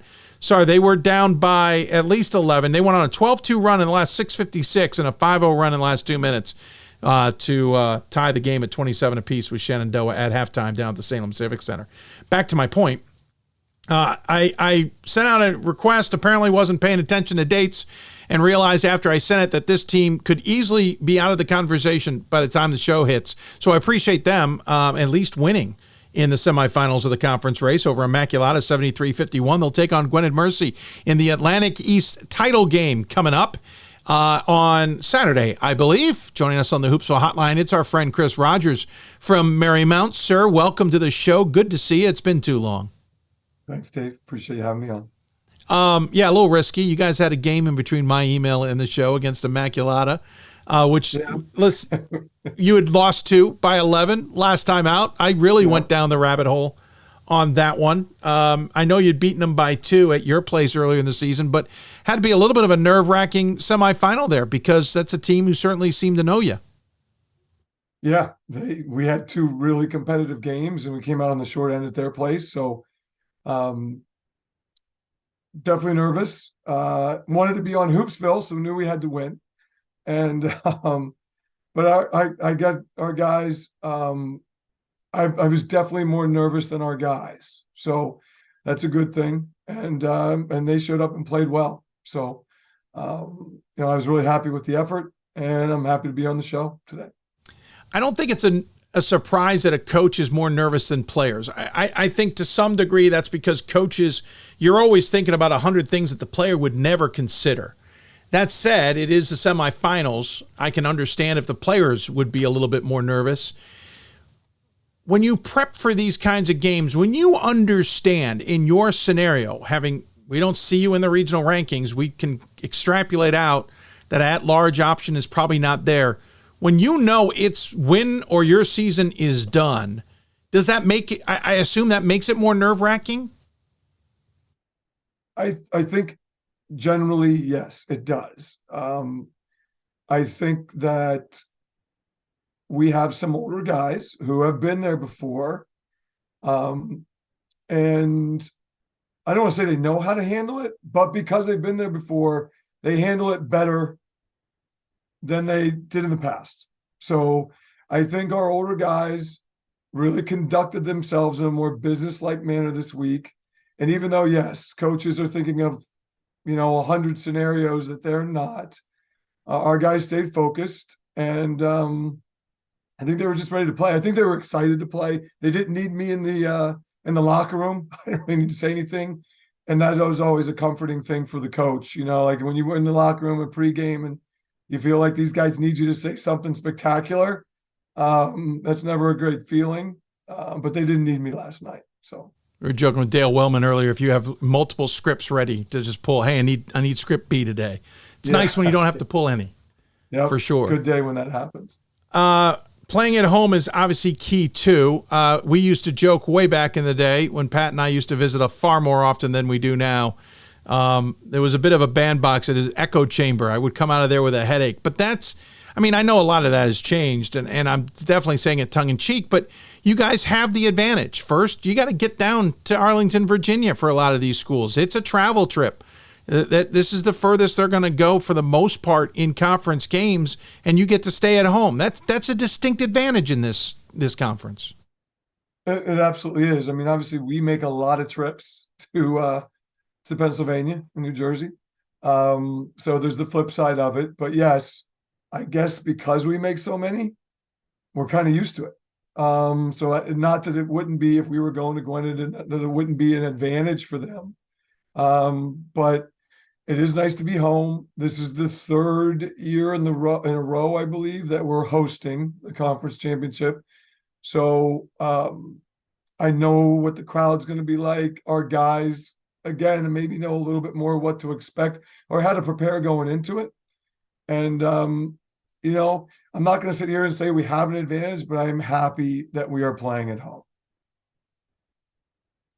That tracks. I get it. Now, it doesn't mean you always win. And so that's the next challenge of pushing the home stuff aside and getting it taken care of, as it were, and advancing. Yeah, as you said, 10-2 in conference play each of the last 3 seasons has given you this advantage, but you lost. Last year you advanced. Unfortunately, we're giving Oswego in the first round. That's a tough matchup. And the year before, you lost to Newman in the championship game. So you've seen this go either way. Can you use that? Can you go to the guys and go, hey, remember, yeah, we won it last year, but 2 years ago we lost. This is not over. We got to play to the best of our abilities against a tough Gwinnett Mercy team. Or do they already know that? I'm going to say it, but these guys, specifically the seniors, 3 of them played really key roles 3 years ago when we lost to Newman. And that really has been that was the motivation and the fuel last year was losing at home in the championship game. So I don't think I'm going to remind them, but I don't know how much I need to talk to them. I do think it's the younger guys and them talking to the younger guys about what the experience is going to be like, how, composure and getting over maybe a poor play, that we just don't have time for that.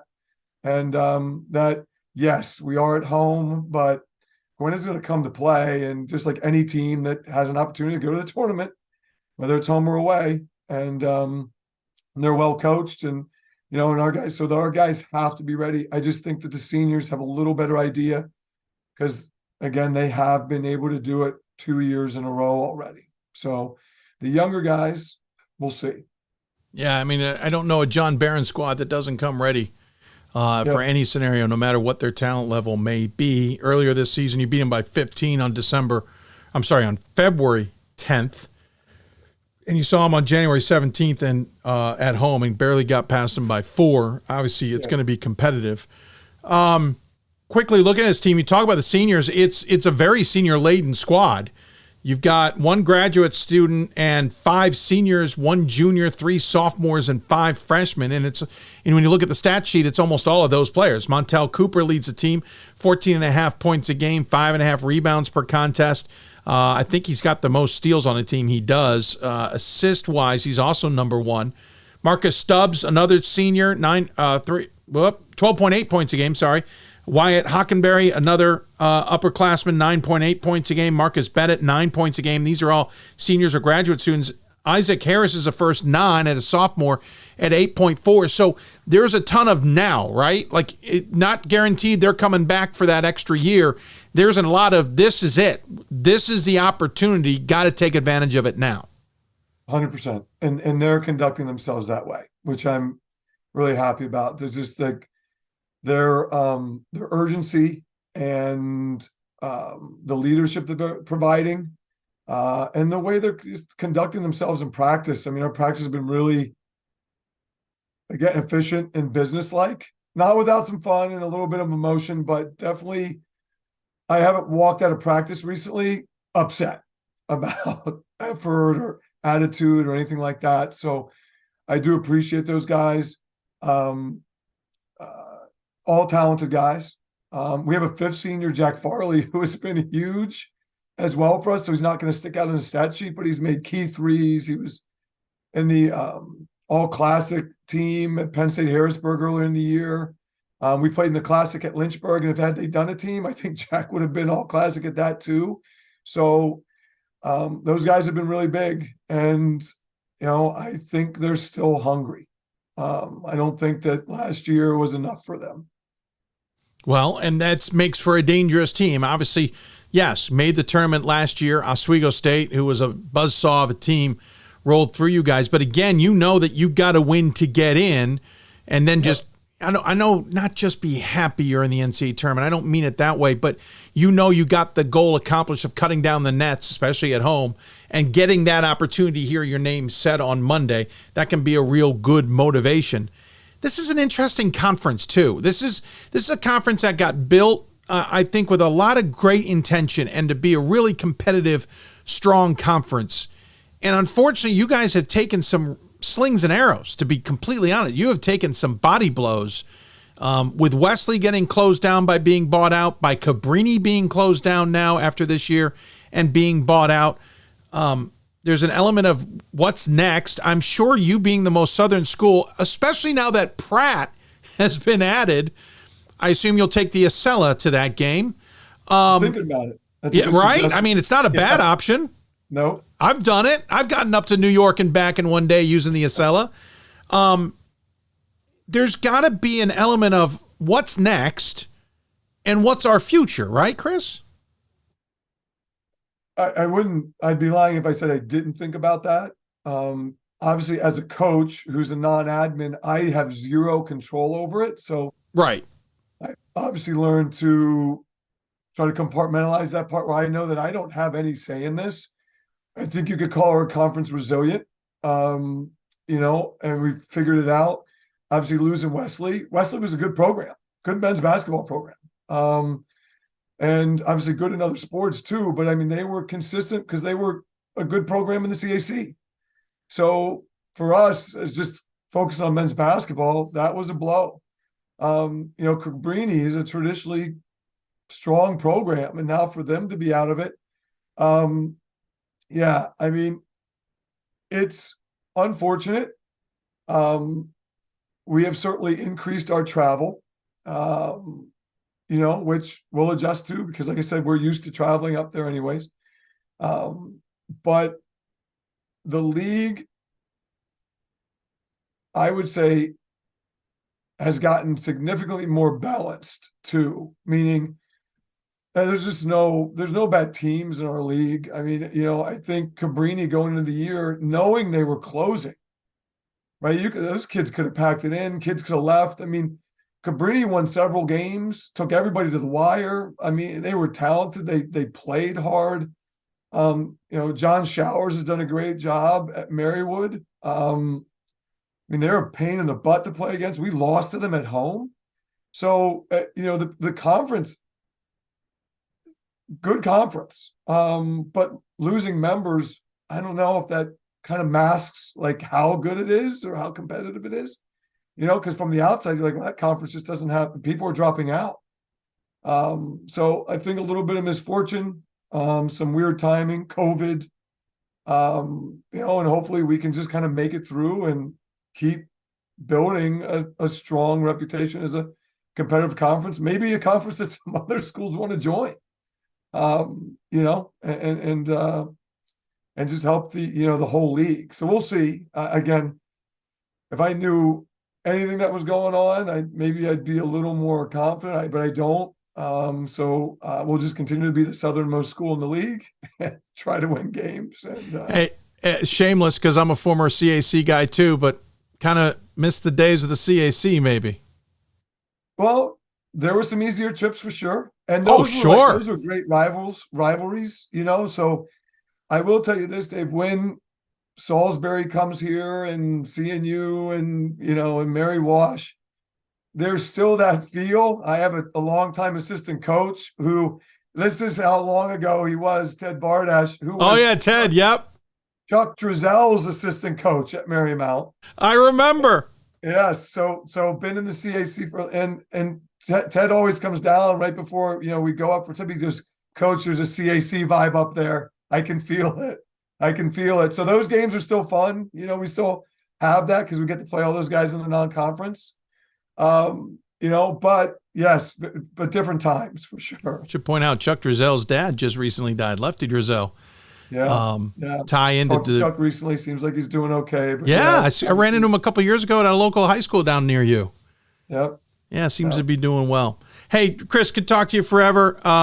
And shoot, let's not even bring in your wife and her fabulous coaching career. At one point, we'd be here forever gushing on her too. But appreciate your time. Good luck against Gwynedd. Look forward to hopefully hearing your name and mentioning your name on Monday when we're talking about the brackets. But in the meantime, always give the coach the final word. Any final thoughts you want to share with those tuned in?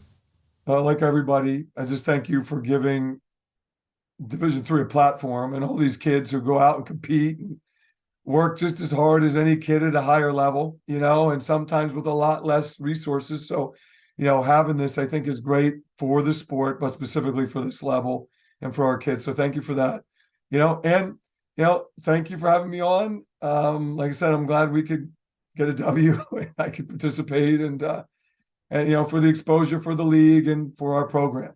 So I appreciate it, Dave. Absolutely, sir. Thanks for bearing with me on all that. Good luck this weekend, and I'll look forward to catching up with you down the road. Yeah, we'll talk soon. We'll do our best. Thanks, Dave. Definitely. Chris Rogers joining us on the Hoopsville Hotline. Yeah, he's talking about Ted Bardash. He's been there forever. Many people know Ted, especially from some other ventures that have affected Division III.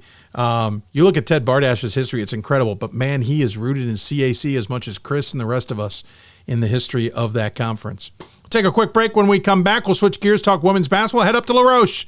Talk La Roche hoops, the Red Hawks, one of the more dominating teams in Division III conference play over the years. We'll talk to their head coach coming up. The National Association of Basketball Coaches is the nation's premier professional development and advocacy organization for basketball coaches at every level. The NABC strives to serve as the voice for coaches on national issues while advancing the core value of leadership, service, advocacy, education, and inclusion. To learn more about the NABC and to become a member, visit NABC.com and follow the NABC on social media at NABC 1927. That's NABC.com or NABC 1927 on social media.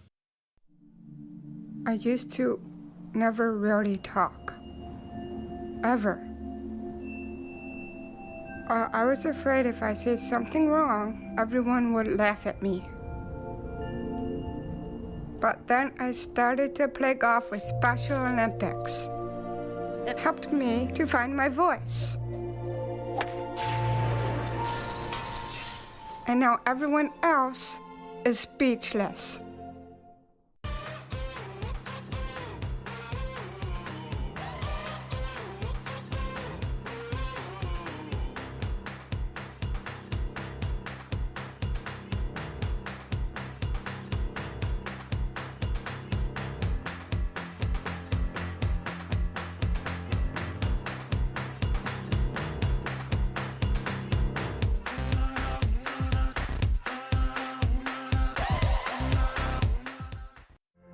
Football has taught me a lot throughout my life.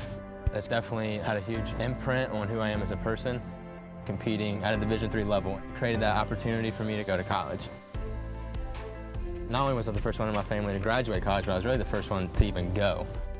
Being the first one, I'm breaking that cycle, and now that I've graduated, I'm not sure what's the next step, but I know I have a lot of doors open. And a lot of those are open because I played football and ran track here at Otterbein.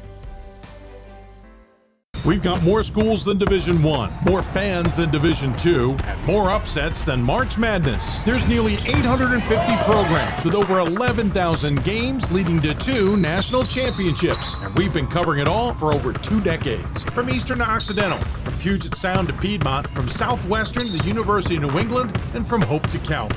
Nobody covers Division III basketball like we do. We're D3Hoops.com at www.D3Hoops.com. It's on us to stop sexual assault. In any way that we can. To get a friend home safe. To never blame the victim. It's on us. To stand up. To make our community safe for all. It's on us. It's on us to look out for each other at parties. It's on us. To be more than just a bystander. To step up and say something. It's on us, all of us. To stop sexual assault. Learn how and take the pledge at itsonus.org.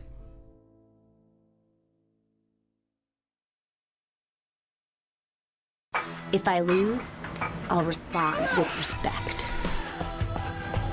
If I win, I'll back it up with humility.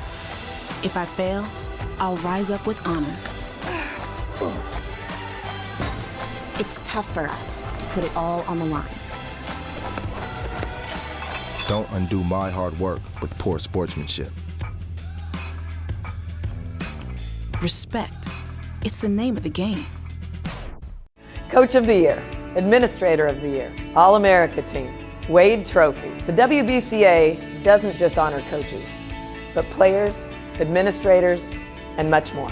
The WBCA strives to honor those who have contributed to the advancement of women's basketball. Celebrate the present, honor the past, look to the future.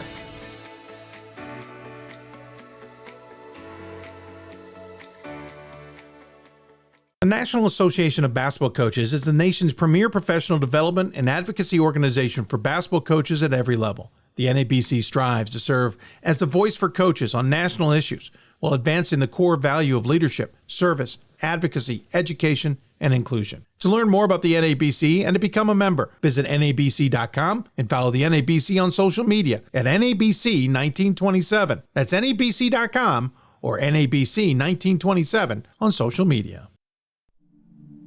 I used to never really talk. Ever.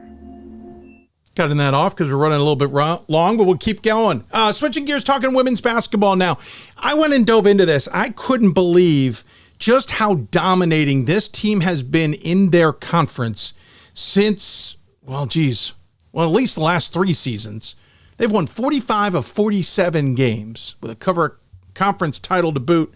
And looking to do more. It's probably one of those that I know I haven't appreciated, because a couple of times I'm like, you know what, we'll talk to him next week or we'll talk to him the following week. And then for some reason, something gets in the way and we don't take the time.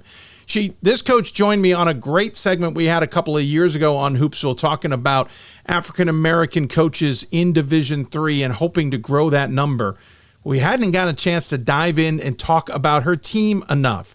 So I'm proud to say she found some time during a busy conference week to join us. It's Kamala Gissendanner, the head coach of the La Roche women's basketball program. And I promise it's the last time I'm being that formal with her.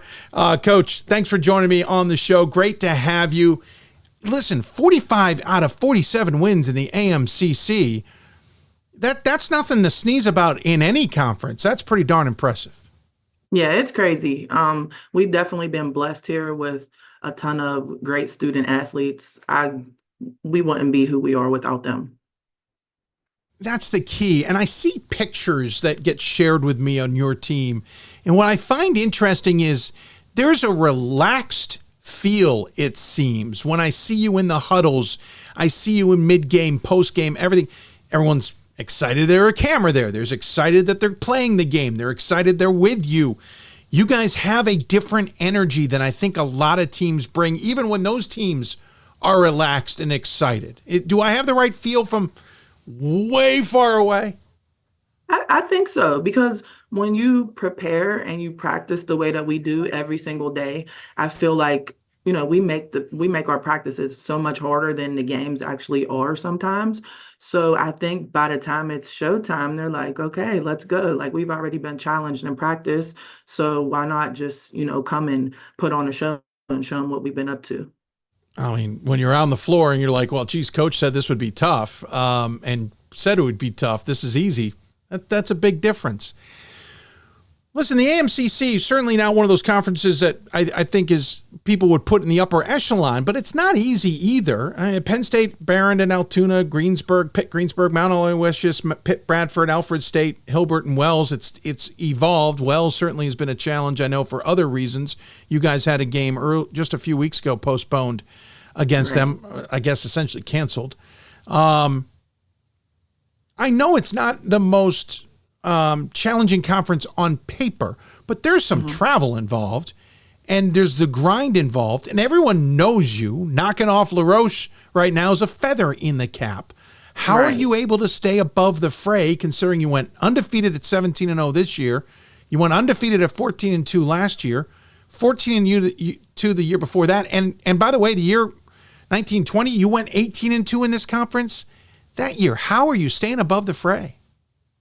I mean, our standards are just so high amongst ourselves. Like, I'm not trying to sound like cocky or anything, but we don't really worry about what other programs are doing. We take care of what we need to take care of every single day. We take care of each other and make sure that, we're prepared every single day to go to battle with one another. And it's really, really helped us on and off the court, just to be a tight-knit group. And, when you're tight off the court, like, you're willing to do anything for each other when you get on the court. So I think, that with a combination of just working hard, just pure blue-collar work, it's just set the tone for our program. It's easy to say that, too. It's harder sometimes to get it to happen. Once it happens, it can be hard to hold on to. You got to get everyone not only to buy in, but that their buy-in is encouraging others to buy in when things rotate. When seniors roll off and freshmen come in, you got to get those freshmen to buy in and not go, what is this hokey stuff? When this senior class goes, I'm not doing any of this. I know you talk about the team dynamics and the chemistry and all that, but that's tough to do as it goes longer and longer. Is it truly just buying in? Is there something else? Honestly, I think it's leadership. I think that is a lost art these days because, just leadership sometimes isn't always, you can't always teach it. I think leaders are born for the most part. And, my job as their coach is to just help shape and mold them to become even better leaders. But I like to recruit young women that, are ready to lead and not really be followers, if I must say. So when they come and the upperclassmen teach them the ropes, they're ready to teach the next class coming in, like right off their backs. So I don't think we have any, they don't really fall off when it comes to that because they know the expectations and the standards as soon as they step in this program based off of the leadership. Cam, to go back to our conversation about African-American coaches in Division III and the influence of African-Americans in the sport, I find that perspective interesting because when we talk about leaders and we talk about outgoing and confident African-American women, that comes with a negative a lot of times from those who just don't get it. Right. There are individuals who are like, oh, geez, powerful African-American woman again, ignore her. She's just and name a word. Right. So for you to go out there and find them, for them to have the confidence to be that way, and for them to then be able to continue that on and move on, and everyone have the confidence to do it without feeling like they're just going to be name the word, that's a big step, and that's pretty darn impressive to continue finding them. Right. I think that when you prepare yourself for the big moments, when you prepare yourself to be a leader, when you know what you're talking about, that can't be denied most of the time, like facts, truth, and work put behind things, like, that gets respect no matter who you are, no matter if you're black, white, woman, man, like you'll get respect if you know what you're doing. Love that attitude, because that's where it should be, right? That's right. Where we should be. Definitely. Another thing about this team that jumps out at me is, one, it's not a large roster. Mm-hmm. I'm double checking my count because I lost it while I was talking to you. There's 10 players listed on the roster. You have 5 in double figures, 6 who's on the doorstep of that, and you play everyone. The one of the 5 who's in double figures has only played 11 games, obviously due to injury. It's Deja Anderson. I don't want to assume. I'm double checking game logs because I totally forgot. Yeah, it's been the second half of the season, so you've gotten her back. This is a fascinating team with a ton of scoring, but very limited options if you do run into an injury. So everybody's got to contribute. Everybody's got to be a factor. Right. Yeah. Deja actually had to fulfill some eligibility requirements. Nothing was wrong per se, but she just had a certain amount of games that she had to sit out before she could rejoin us. So it wasn't an injury, like she's always been there, but she's a grad student, so we couldn't wait. There's always twists there, right? Yes, exactly. But we couldn't wait to have her back. She just adds such a sense of calm and leadership to our team. But yeah, we definitely have a smaller roster, but we don't have any happy sitters. Like every practice is super competitive. Everybody plays for the most part, and out of the top 6 on our team, I think all of them has scored at least 23 to 25 points individually in that top 6. Like, so any of them can go off on any given night. So it's a luxury to have 6 players that can be in double figures on any given night. But that just makes us way less scoutable, because you can't just say, oh, we're going to take away such and such. Like, we have legit 7 or 8 really, really good players, and I like it. I like the energy that we carry with that. And you can't just key in on 1 or 2 players. And by the way, double teams are going to kill you, because not you, I mean the opponent, because go ahead. A dangerous weapon is open somewhere on the floor. We'll find Absolutely. Yes. And the other scary part here is you talked about Anderson being essentially a graduate student. Just looking in terms of class, there isn't a lot of upperclassmen.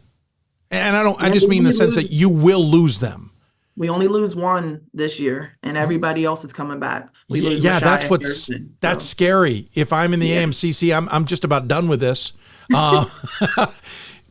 So obviously there's a lot of pride with this team, a lot of experience even for underclassmen. You got Harrison as a 5th year at 17.8, Anderson as a junior, 17.8. These are just what are listed on the website. I know things can be different. Adam, a junior. Abram, a junior, Dunn, a sophomore, Robinson, a junior, et cetera, all these options. They all have the experience also of last year. You made the NCAA tournament. You got there. Things look great. Congratulations, undefeated in conference play, get a conference championship. And Ithaca says, we appreciate you coming. Here's some parting gifts and a 16-point loss. Is that driving this team? Or do you want to prove that this is a better squad than that result? You know what? We just come in and we take it one day at a time. We're not worried about proving anything at this point. The undefeated season is great. The win margins that we've been having is great. Rebound, like all of that. You know what I mean? But our girls are having a great experience this year. They're just working hard, and they just want to make our university and their parents and families proud. So we're not worried about anything like that. Well, if we put in the work and do everything we're supposed to do, we'll be okay. And you're challenging yourself. You played Baldwin Wallace this year. I know it didn't go the way you wanted to, but you're getting a chance to see what an NCAA tournament style team is like earlier in the season that they can kind of put in their memory banks. Right. I think that is the definite monkey on LaRoche women's basketball's back, is that, we have such a rich tradition in winning and going to the NCAA tournament, but we have not won one NCAA tournament game. So in order for us to really gain some respect, that is what we have to do. But obviously this weekend is up first and we have to take care of business. But that is definitely something that's been on our goal board all season long. And, I just hope and pray that we get the opportunity to do that this year. Yeah, Mount Aloysius is going to be the first one up on the docket, as it were. You'll be playing that game, obviously, at home. You beat them by 18 or 19 at home earlier. You beat them by 8 at their place just about a month ago. Mm-hmm. Obviously, you got to get past them, and you got to win a conference championship. That obviously is the most important. What is it about Mount Aloysius that could maybe cause some stumbles that you got to get through? They are tough and they can shoot the ball really, really well. So we've been a zone team, I would say about 70% of this year just because of our numbers and our personnel. So we've been playing some zone, but they're the type of team that'll make you think twice about playing zone if you're not playing it the right way and if you don't have amazing energy and you're not closing out on shooters. So but they're just a team that has gotten better all year long, and they're not going to quit. They're going to play 40 full minutes of basketball. They do not care what the score is. They're going to play like it's 0-0. So I'm looking forward to the challenge with Mount Aloysius. And what is it? I'm trying to remember what's next after that. Then it'll be the winner of Penn State, Altoona, and Barron. It is Altoona and Barron, right? Okay, mm-hmm. I had one of those games messed up in my head. Yep. So and listen, it's not like they're not good. Barron 15-2 in conference, 17-7 on the season. Altoona's 11-7 in the conference, 15-11 overall. You're going to get a test if you're able to play both games to get to the NCAA tournament. You're going to earn it. Right. Most definitely. I mean, at this point of the year, it's literally one and done. So you better be playing your best at this point, and you don't take any opponent lightly. So that's what we're going to do over the next. And that's the other key. We were just talking to Chris Rogers about that at Marymount. It's one or done. There is no backup plan here. Know the scenario with the regional rankings and all of that. That's not even worth conversation. You got to go win this crown. Absolutely. In our conference, you must win the conference tournament championship to go to the NCAA tournament. So it's like win or bust. Yeah, so, there you go. Yeah. Quickly about the conference. Obviously, Wells comes in on the not the maybe the best option women's wise. They really had a rough year. They only scored 18 against you the first game, and then you didn't even get the second game as they struggled for numbers. We heard some stories about how they were just trying to keep a team basically on the floor, players who had never played the game. I know they're struggling. This conference has kind of ebbed and flowed a little bit of late. Is it tough as a coach, especially who has a little bit of an administrative role? I don't mean to diminish the administrative role. I just mean that is a little bit of a factor here to try and not look ahead and see what's coming and try and stay in the moment? Or are you peeking and going, geez, what are we doing? Where's the next move here? Yeah, I think as a coach, you're allowed to look ahead a little bit because you need to prepare. You know what I mean? You need to know what's next, and you need to be able to make moves off of a fly very, very quickly. But with that being said, my job is to make sure my team doesn't do that. That's my job. Like, you leave that to me. So no, excuse me. We're looking at one game at a time as a team, and, coach knows what's coming next, though, if we're successful. That is true. I love your team from afar. We just don't do good enough job of chatting with you. Obviously, Pittsburgh is full of great teams, and that probably helps overshadow, unfortunately, but we'll do better, I promise. Congratulations on another tremendous season. Look forward to hopefully saying your name on Monday when we're talking about the NCAA tournament brackets. In the meantime, we always give the coach the final word. Any final thoughts you want to share with those who might be tuned in? Yeah, it's the most wonderful time of the year, March Madness. And, I always tell everybody that you do not have to be the best team to win your tournament. You just have to be the hottest team for the tournament, if that makes sense. You got to be ready to play 80 minutes of basketball and may the best team win. And, but we've prepared all season long for these moments, and some of them have been playing for us for 5 years now. So we're just hoping and praying that the hard work will continue to pay off, and we're going to give it every single thing that we got, and, we'll be okay. Well, again, congratulations. Pretty amazing program you've had over the last few years. look forward to seeing where it takes you all in the future. And congrats on raising some pretty tremendous women as well. I know raising's a weird word, but you know that guiding maybe is a better way to say it. Yeah, I get it. Thank you so much. It's an honor to be on your show. Well, thank you. Good luck. Take care. We'll talk soon. Thanks. Cam Gissendanner joining us here from La Roche. The team, again, has Mount Aloysius coming up on Friday. 1 o'clock game, that is, in the AMCC. We'll look forward to seeing how that all plays out at Kerr Fitness and Sports Center. We'll take a break. When we come back, Skidmore women's basketball on the docket. Don't forget Zach Snyder coming up as well. We'll talk men's and games you should watch, teams you should watch, etc. that will help craft the landscape, as it were, for the NCAAs. You're listening to Hoopsville, presented by D3Hoops.com from the NABC studios. More after this. For the love of the game. But for those of us who are Division III student athletes, it's more than that, a lot more. Sure, the game is important, but as we work so hard to build both mind and body, it's more about team. That is why NCAA Division III teamed up with Special Olympics, and in giving the gift of sport to those for whom it seemed an impossible dream, we are working to make this a better world. Help us keep that dream alive. You can make a difference. We are the coaches of women's basketball. We are leaders and teachers, dreamers and winners. We are professionals who conduct ourselves ethically and with integrity. We place the education, safety, and well-being of the athletes we coach above all else, and teach them the fundamental values they need to succeed in life. We are coaches united for the good of our game and those who play it. We are the WBCA.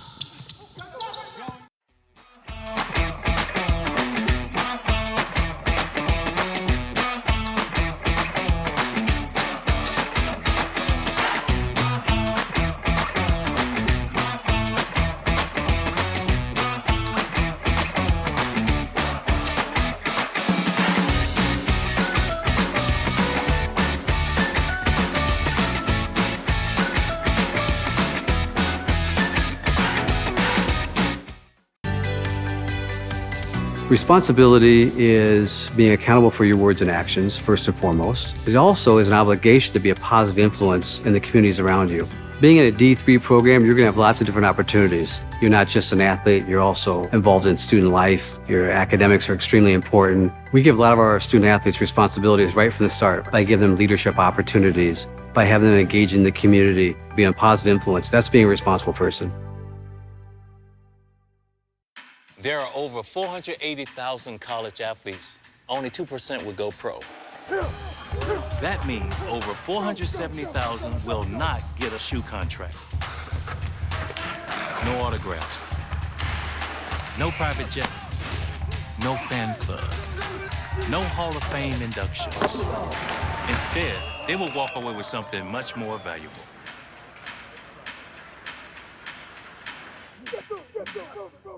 We've got more schools than Division I, more fans than Division II, more upsets than March Madness. There's nearly 850 programs with over 11,000 games leading to 2 national championships. And we've been covering it all for over 2 decades. From Eastern to Occidental, from Puget Sound to Piedmont, from Southwestern to the University of New England, and from Hope to Calvin. Nobody covers Division III basketball like we do. We're D3Hoops.com at www.d3hoops.com. I did receive a non-athletic scholarship upon entering school. I got the presidential scholarship, which was huge for me. I think there's more opportunities for academic scholarships in Division III. I did receive academic scholarships. Just being involved on campus, being a leader, all those things combined kind of get me recognized. It's a great experience for me.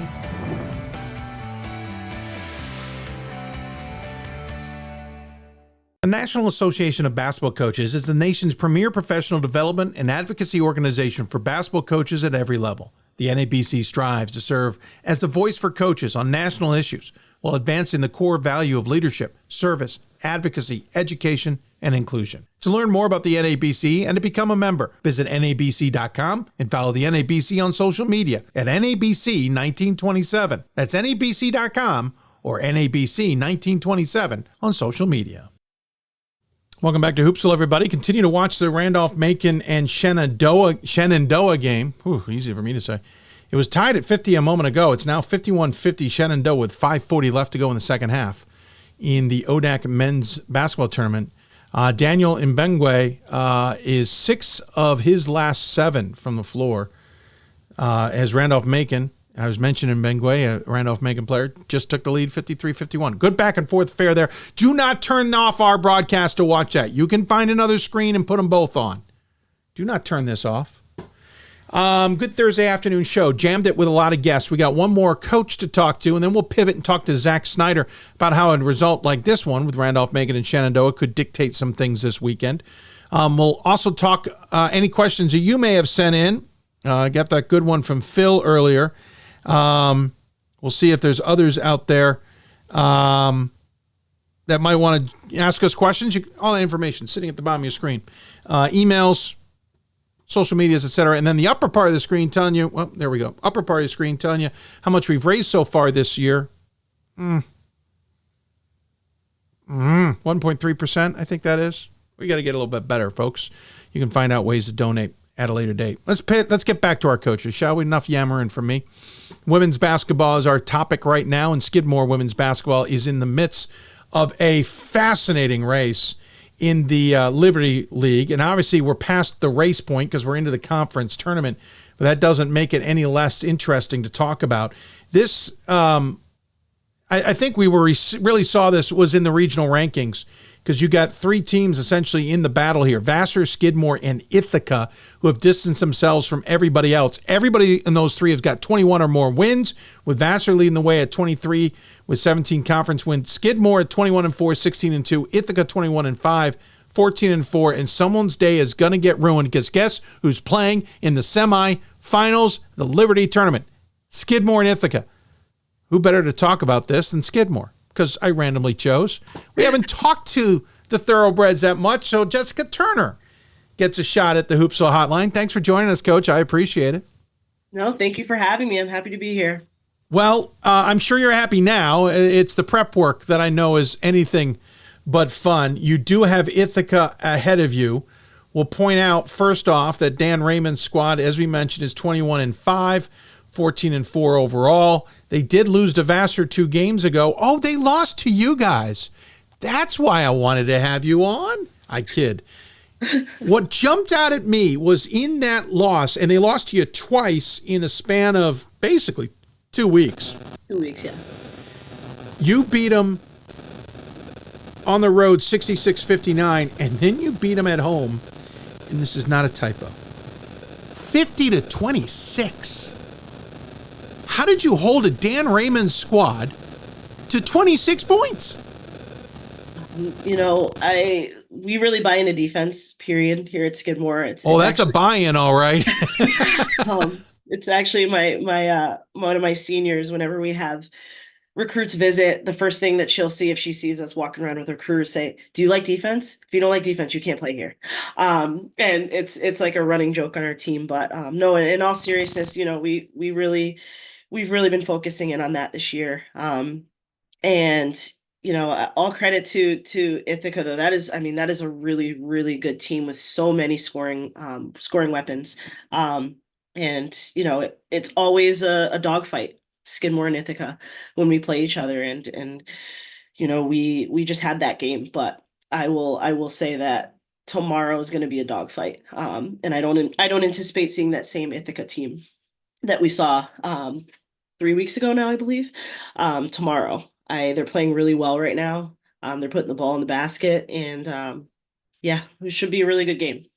4 points in the first quarter in that last game you allowed, 5 points in the second. I don't know what happened at halftime, but you allowed 15 in the third, and then apparently you must have yelled at them because they only allowed 2 in the fourth quarter in that contest. Not one player for them scored more than 6 points, and in none of them were their starters. Watkins had 2, Dixon had 3, Pulse had 4, Coffey didn't even score, went 0 for 5, and Yorio, I think I'm saying that name right. Yes. 0 for 9, but 4 points all from the free throw line. In the meantime, your team certainly played well. You had 3 players in double figures. I know you cannot translate that game into this one at all, as you've pointed out. Dan Raymond's squad's going to come in a little bit gung-ho. So do you literally pretend this game didn't happen and start from scratch? Absolutely. That's how 100% how we're approaching it. Once we played Clarkson on Saturday, we were already thinking, okay, new season, new approach, how we're looking at teams, how we're planning on defending them, some plays that we're running, whatever the case may be. It's all different from what we saw 25 games prior. And, that's really important for our team to understand. And I think that's why we had some success last year in the postseason, because we came into the postseason with that mindset. Like this is a new season. 0-0. We always say that at halftime. Every game that we approach 0-0 at the half. And that's kind of how we approach the start of this new season. So we're hoping for the best. Couldn't click on the button I wanted. Coach saw a really strange face in the background. I was trying to do that. It's a click thing. Apparently my click wouldn't want to go. I was pressing it like it was a real thing. I know it's defensive driven. You look at your team in terms of scoring. You put up 59 points a game. You hold opponents to 44. We'll talk about the national impact of that in a moment. But I want to go back. Listen, a balanced team, 3 seniors, a whole host of juniors, a handful of sophomores, 4 freshmen. Yep. You've got 1 player in double figures on the average, Julia Blanc, at 13.5 points a game. Also, basically a double-double, 9.9 rebounds per contest. Yep. But then it's a drop-off, but then it's a lot of players. It's Davidson, 6.9, Madola, 6.6, Levitt, 6.3, Plage. What's that? I couldn't hear you. I'm sorry. Yeah, it's all right. Emmy Plage? Plage. Okay. I was trying to be fancy. 5.8 and others. So, okay, you got 1 player who scores maybe the majority of the points, but you have a ton of players who contribute on a team, honestly, that does not need to score. That's an interesting I mean, we're used to good defensive teams that have really good offensive options. You're a team that seems to be a really good defensive team that, okay, we can score if we need to. That's weird for my mind to wrap around. It's I'm a firm believer that it's all about balance. And, when I go through the recruiting process and I'm trying to bring players to Skidmore and let them know, what I champion as a coach. And I always say the same thing, like, we want to do this as a team. And I don't want to ever put my team in a position where they can take away 1 player and we're not the team that we are. I'm a firm believer that if someone's out, someone else can step in and fill that role. And sometimes it's multiple people stepping in and filling that role. And you saw that this past weekend with Julia being out. She didn't play against St. Lawrence or Clarkson, but her teammates were able to fill the roles that she gives us. We got rebounding from Emmy Plage. She had 10 rebounds against St. Lawrence. Sarah Chambers was able to put the ball in the basket for us. She had 11 points. Others had double figures. So there's always someone stepping up to fill those roles. And we do a lot of conversations, surrounding around roles and what roles need to be filled in order for us to be successful as a group. But speaking of Julia, though, she's a heck of a kid, heck of a player. I don't know if she's a better player or a better person, if that makes sense. Salt of the earth, kind human being, best teammate. So it's pretty fun. It's pretty fun to be around this group. And they're all selfless. And I think that's the big piece too. They're very selfless and they put the team first, which is, I think, why we've had the success we've had. I come from a conference that I call a lot of games in the Centennial that is definitely a defensive-minded conference in women's basketball. It's funny how you'll get a team, you're like, oh my gosh, they don't allow a lot of points. And you'll look at it and go, oh, they're 3rd in the conference. Like, oh, everybody else does this too. And they're nationally ranked as well. You get really tough scoring defensive teams in terms of percentages from the floor and for 3-point percentages. So when I look at your numbers, it kind of stands out to me. But it's also even more mind-blowing. You only allow 44 points per game. That's 3rd best in Division III. I know what that looks like at a higher rate. I can't imagine what it looks like at 44 points. blocks per game, 13th in the nation. I know what that visually looks like. Turnovers a game, you don't turn it over. I know what that looks like. Field goal percentage is 12th best. I know what that looks like. But what I find interesting, and this goes back to what I just was talking about on the offense, one of the teams I'm familiar with has a lot of great scoring options. They got 2 players who could be up for Conference Player of the Year because they are so darn good on offense.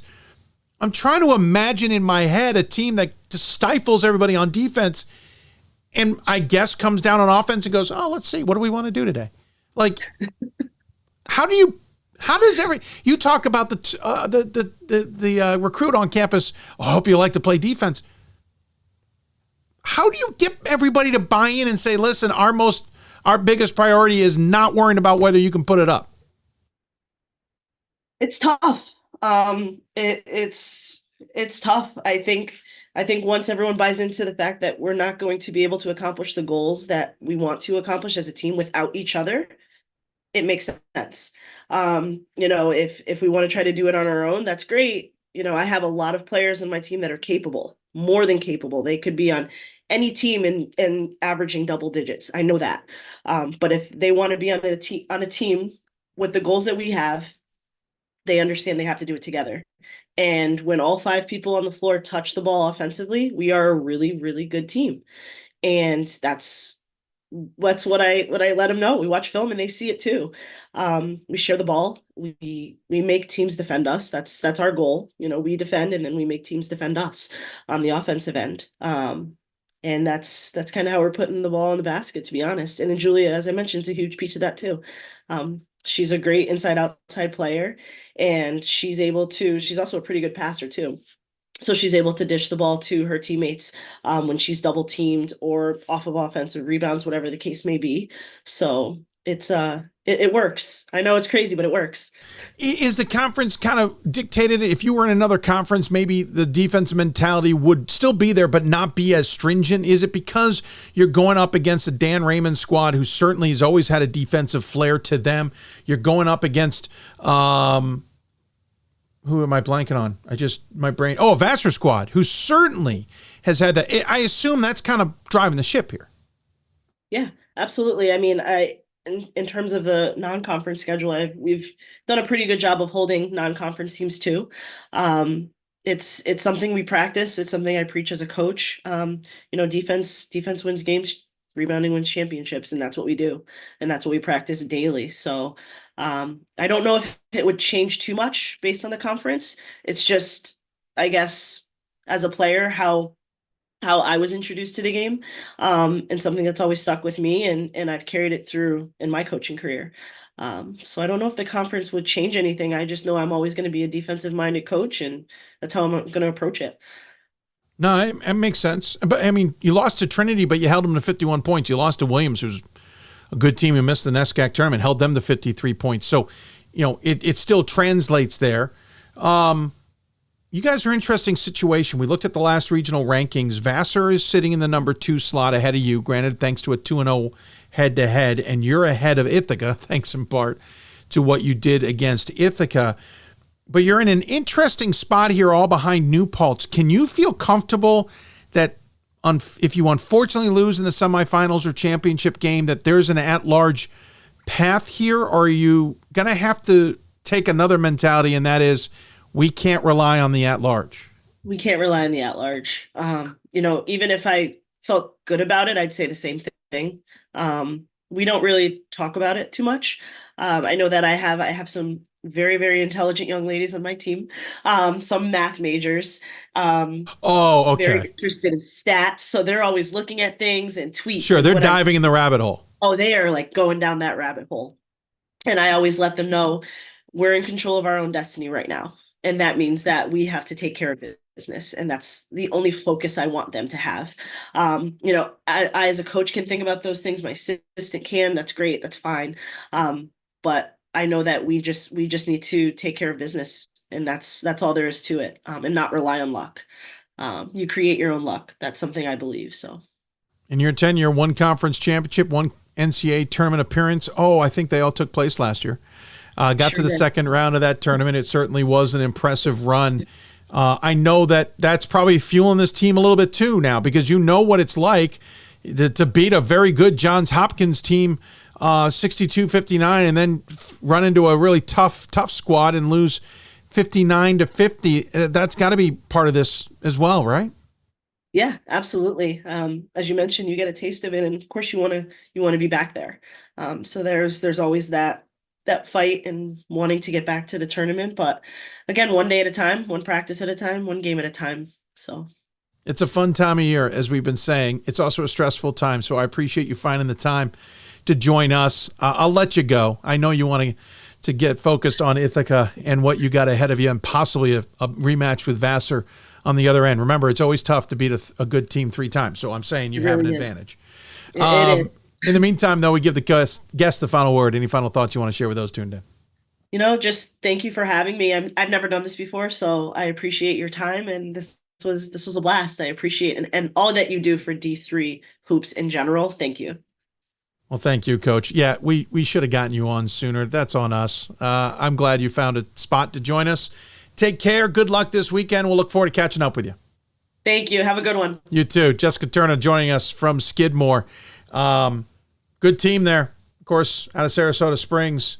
By the way, home of the Belmont next year and maybe the year after up there as well. But in the meantime, they've got Ithaca ahead at home. That's the key too, by the way. And then should they win, most likely Vassar on the other side. I wouldn't say it's a known entity there. Vassar has to play a game as well. They're going to be taking on Union, who's kind of the upset king in this one right now. We'll see where that can go, but hats off to Coach Turner. Take a break. When we come back, we'll pivot, talk men's basketball, teams to watch, games to watch, etc. Zach Snyder joins us for the first time on this show. Looking forward to talking with him. You're listening to Hoopsville, presented by D3 Hoops and our friends at Sport Tours International. Back with more after this. We've got more schools than Division I, more fans than Division II, and more upsets than March Madness. There's nearly 850 programs with over 11,000 games leading to 2 national championships. And we've been covering it all for over 2 decades. From Eastern to Occidental, from Puget Sound to Piedmont, from Southwestern to the University of New England, and from Hope to Calvin. Nobody covers Division III basketball like we do. We're D3Hoops.com at www.d3hoops.com. Coach of the Year, Administrator of the Year, All-America Team, Wade Trophy. The WBCA doesn't just honor coaches, but players, administrators, and much more. The WBCA strives to honor those who have contributed to the advancement of women's basketball. Celebrate the present, honor the past, look to the future.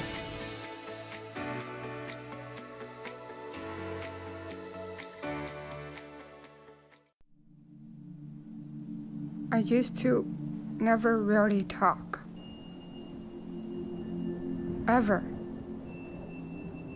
I was scared and shy. It was hard to look at people's faces. I was afraid if I said something wrong, everyone would laugh at me.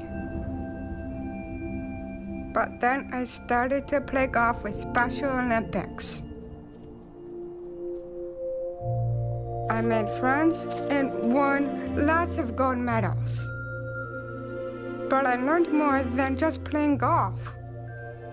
Special Olympics helped me to find my voice.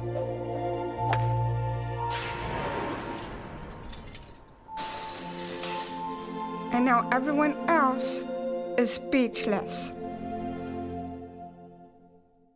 Division III allows you to give yourself to other things. Having that free time allows me to pursue the things that I want to pursue.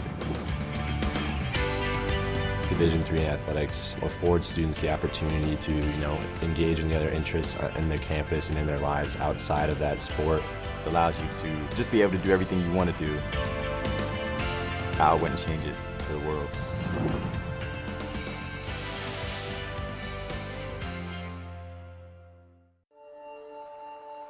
We are calling you, all of you. We are calling all Division III schools to join our cause. It's on us to start the change. It's on us to be the change. It's on us. It's on Division III. It's on all of us to stop sexual assault.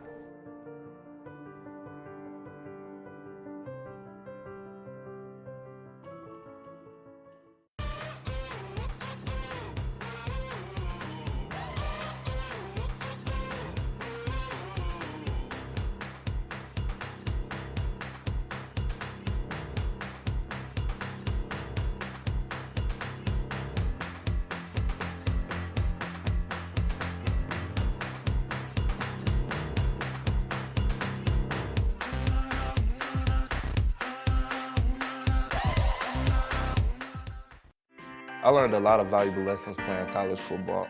I never thought about the health benefits of exercise until I actually started to talk to coaches in college. It's not only just for performance, it's for life. My coaches instilled the importance of well-being, not only building up strength, mental health, getting enough sleep, eating properly is all what it is to be healthy. I decided that I want to go on a personal trainer and share my knowledge that I obtained in college about physical and mental well-being. Welcome back to Hoopsville, everybody. Thanks for tuning in. Just sending out the tweet on our next segment as we roll into our final segment of the show. Well, we'll have one more. We'll wrap up the show at the end of it. Quick scoring update. We're headed to overtime between Shenandoah and Randolph-Macon. Shenandoah, listen, tough team this year. We knew that all year. You got to figure they were ready to come at it, and they are doing so against Randolph-Macon. It is 60-60. I think somebody finished on a 5-0 run. My live stats won't show me logos, so I have no idea who finished on a 5-0 run. But somebody finished on a 5-0 run. Pullum, by the way, for Shenandoah has fouled out. There is nobody in foul trouble for Macon. They're being led by Mbunge with his 20 points and Payne off the bench with 15. Shenandoah's got 3 players in double figures. That's a good game. But again, do not turn that game on and turn us off. You should watch that on another device. And if you don't know how to do that, come on. You're in D3 Hoops. This is our life. We do everything in multiple screens. This game's probably on the list of or teams, at least in Randolph-Macon, on a team of certainly ones to watch this weekend that are going to dictate what we do and how we mock select on Sunday's Selection Sunday special, but how the committee is going to make decisions ahead of Monday's bracket reveal. Joining us on the Hoopsville Hotline to talk all about it, it's the better brother? I don't know. He's a little risky. He makes some choices that even his alma mater doesn't always agree with. Zach Snyder joins us on the Hoopsville Hotline for the first time. Thank you for joining me, Zach. I really appreciate it.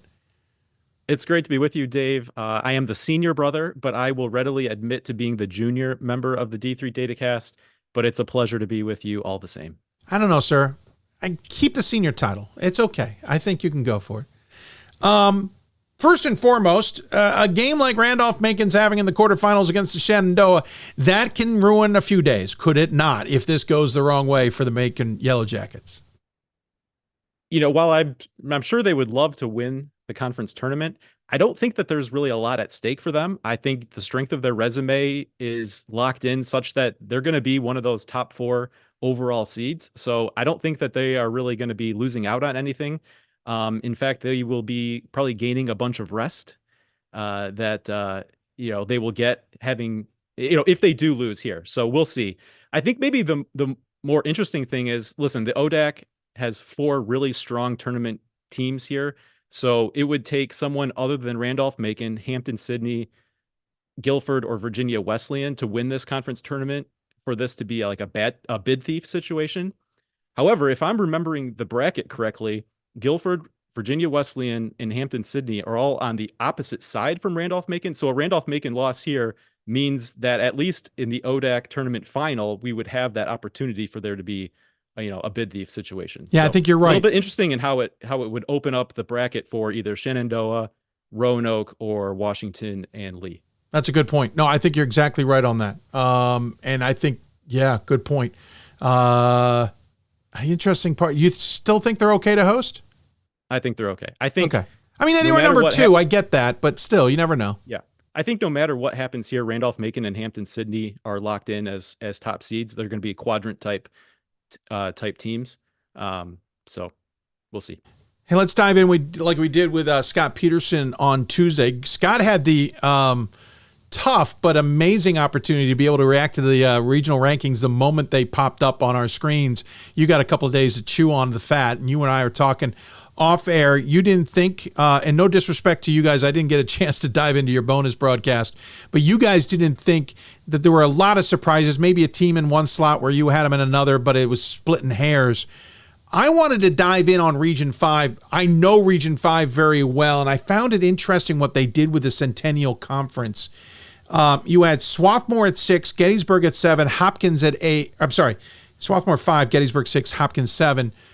Potentially F&M kind of in the conversation there as well. I found it interesting that Swarthmore was ahead of Gettysburg, considering 2 head-to-head wins by Gettysburg in that matchup. Hopkins and Gettysburg split. Hopkins has 2 wins over F&M. I know Swarthmore's got a really nice SOS number, but I thought maybe the head-to-head would trump the conversation, and considering also Gettysburg has a win over Hopkins. You guys didn't see it that way, though. Yeah, the way that we arrived at Swarthmore where they are, and ultimately it appears what the committee agreed with us, is that these teams are all so close. If you're looking at those head-to-heads, you end up with like a dog chasing its tail situation where, an advantage over one team turns into a deficit of another. So I think you take Swarthmore, Johns Hopkins, Gettysburg, and F&M, you have to treat them all as a group. And at that point, if you're looking at common opponents, you basically just end up with the Centennial standings, which also doesn't really tell you anything. And so that's where we started looking at Swarthmore with the SOS that stands out above, the rest of the group there. And then also in terms of regionally ranked opponents that they've beaten, New York University and DeSales stand out compared to some of the wins that their other Centennial mates have, where it's mostly just among each other. So those were the 2 areas, in terms of strength of schedule and then the quality of the RROs that we felt Swarthmore had an advantage of. And so, we don't get those specific answers from the committee, but that's the decision-making process that led us to think that Swarthmore had a chance to be 5th, and that's ultimately what we did see. Yeah, in my head, as I was rolling through it, I'm like, geez, you know what? They might just have everything else tied and they go, fine, you have a better strength of schedule, which technically isn't how we should use that, right? It isn't a strength of a team, but it does explain the record. So I was fascinated by that. But that's not the only things going on in these regional rankings that you all picked up on. Yeah, this time of year, when we start talking about Pool C, it's really important to keep those regional rankings in mind, because as we know from the process, for each round of at-large selection, the top remaining team from each region is up for consideration. So that means it behooves you to be as ranked as highly as possible to be, to get up for consideration. So as we're kind of going into this bubble time, I'm really looking at a few different areas within the regional rankings where I think the order of the teams is really going to matter. If you get stuck behind someone, you need that team ahead of you to be off the board before you can even be up for consideration. So there were 3 of those situations that I picked out to talk about, starting in Region 1, where we have St. Joseph, Connecticut, Albertus Magnus, and Conn College, which has been a trio that we've been really interested to watch over the last couple of weeks. So Conn College lost in the quarterfinals of the NESCAC tournament to Amherst. So their resume is done. There's nothing more they can do to improve, which is problematic for them because they came in this last regional ranking set behind that GNAC duo of St. Joseph and Albertus Magnus. We'll see what happens. Those 2 would be on a collision course for a GNAC final meeting. But it's possible, unless something crazy happens and Conn College is able to jump them in the next regional rankings, that we would need to see a second GNAC bid before Conn College would come up for consideration. Yeah, I found that interesting. Also, St. Joseph's and Albertus Magnus, a little bit of a you're young, because one of them is not going to come out, or both of them could potentially come out kind of with losses after the weekend. And by the way, St. Joseph's playing really well by the end of this season. Right. So that trio, and yeah, I noticed Conn College didn't do themselves any favors, right? Right. Yep. Could they have played themselves out? I don't know, but problematic for them here is they have a head-to-head loss to Albertus Magnus too. Right. Good point. So they may not have played their way out, but again, it's that pecking order that we see as the selection process plays out. Maybe they get to the board, but maybe it's a round later than they would have been able to early, otherwise, had they been ahead of some of, this GNAT group in the regional rankings. Region 4 already showing its ugliness, and the NJAC showing its ugliness with Rowan losing to TCNJ. And as a result, you've got an interesting scenario breaking out in this region. Yeah, it's a little bit similar to what we see in Region 1. In the regional rankings that came out earlier this week, there was a group there with Stockton, TCNJ, followed by Stevens. So if Stevens loses the MAC Freedom final to DeSales, it's possible that they need to see the NJAC, which, if you followed social media, has been It's been debated whether or not we've got a bid thief situation going on there with Rowan losing last night. But if Stevens gets stuck behind Stockton and TCNJ as they were in the regional rankings, they may need the NJAC to be a 3-bid league before they would be up for consideration. That seems like I can't see. Listen, I'm not sure Rowan losing's a bid thief. I think they've lost the chance to host.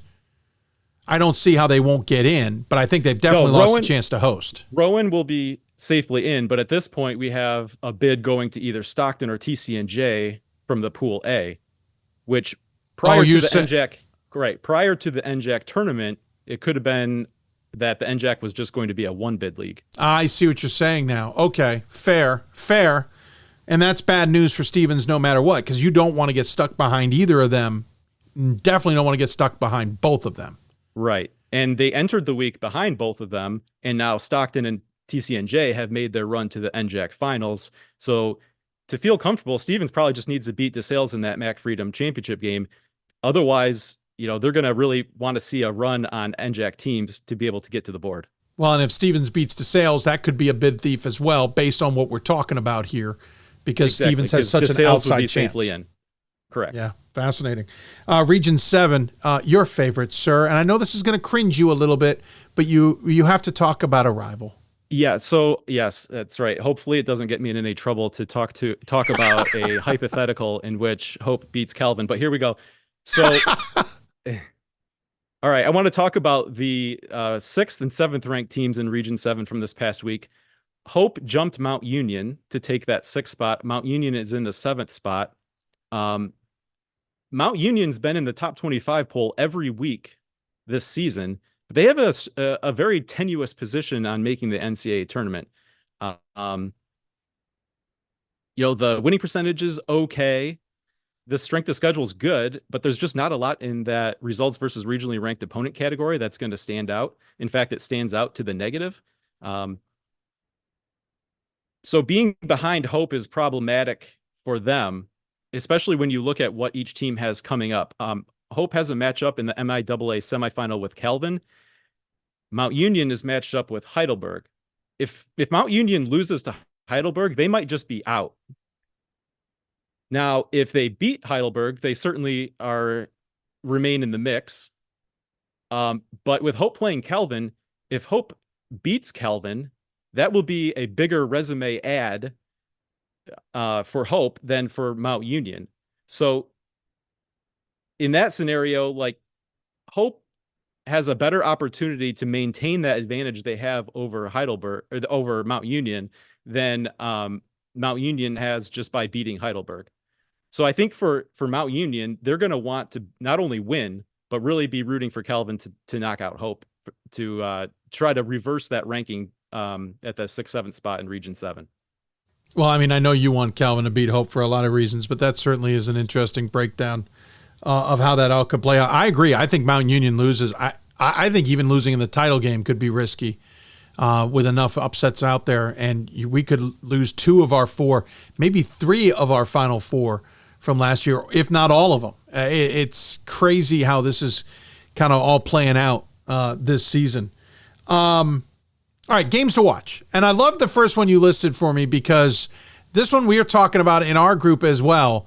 One game could result in having a surprise winner in a conference and definitely a bid thief. Right? UAA? Okay. You don't feel the same way, maybe? Well, I don't know that. I don't really see a bid thief situation in the Really, UAA. you think Carnegie gets in anyway? Yeah, so this is what I want to talk about. So okay.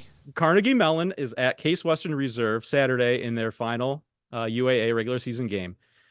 So at worst, Carnegie Mellon ends up with a 640 winning percentage. If they lose, they end up with a 640 winning percentage. That's the same winning percentage that Rochester got in with last year. Killing me, now, Smalls. I don't think that the strength of schedule and the RROs are going to be quite as gaudy as Rochester had last year. But looking at the situation, I don't think that Rochester was really one of those like last 4 teams in, and that was even with it being, bubble carnage with what we saw. So I think Carnegie Mellon's just in. Wow.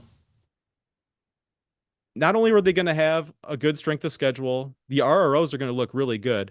And to go a step further, this isn't even a case where, we talk about the UAA being spread across multiple regions and that ability for like Chicago and Brandeis to get into the regional rankings. Now, I don't necessarily want to come across as a UAA apologist here, but I think it's worth pointing out that in the case of Carnegie Mellon, the likes of Brandeis and Chicago being regionally ranked may actually do more harm than good in terms of their resume. They went a combined 2-4 against those sub 600 regionally ranked UAAs. Great point. Those being Emory, Brandeis, and Chicago. They went a combined 4-1 so far with, another game against Case still to be played. They're a combined 4-1 against Case Western Reserve, NYU, and Wash U.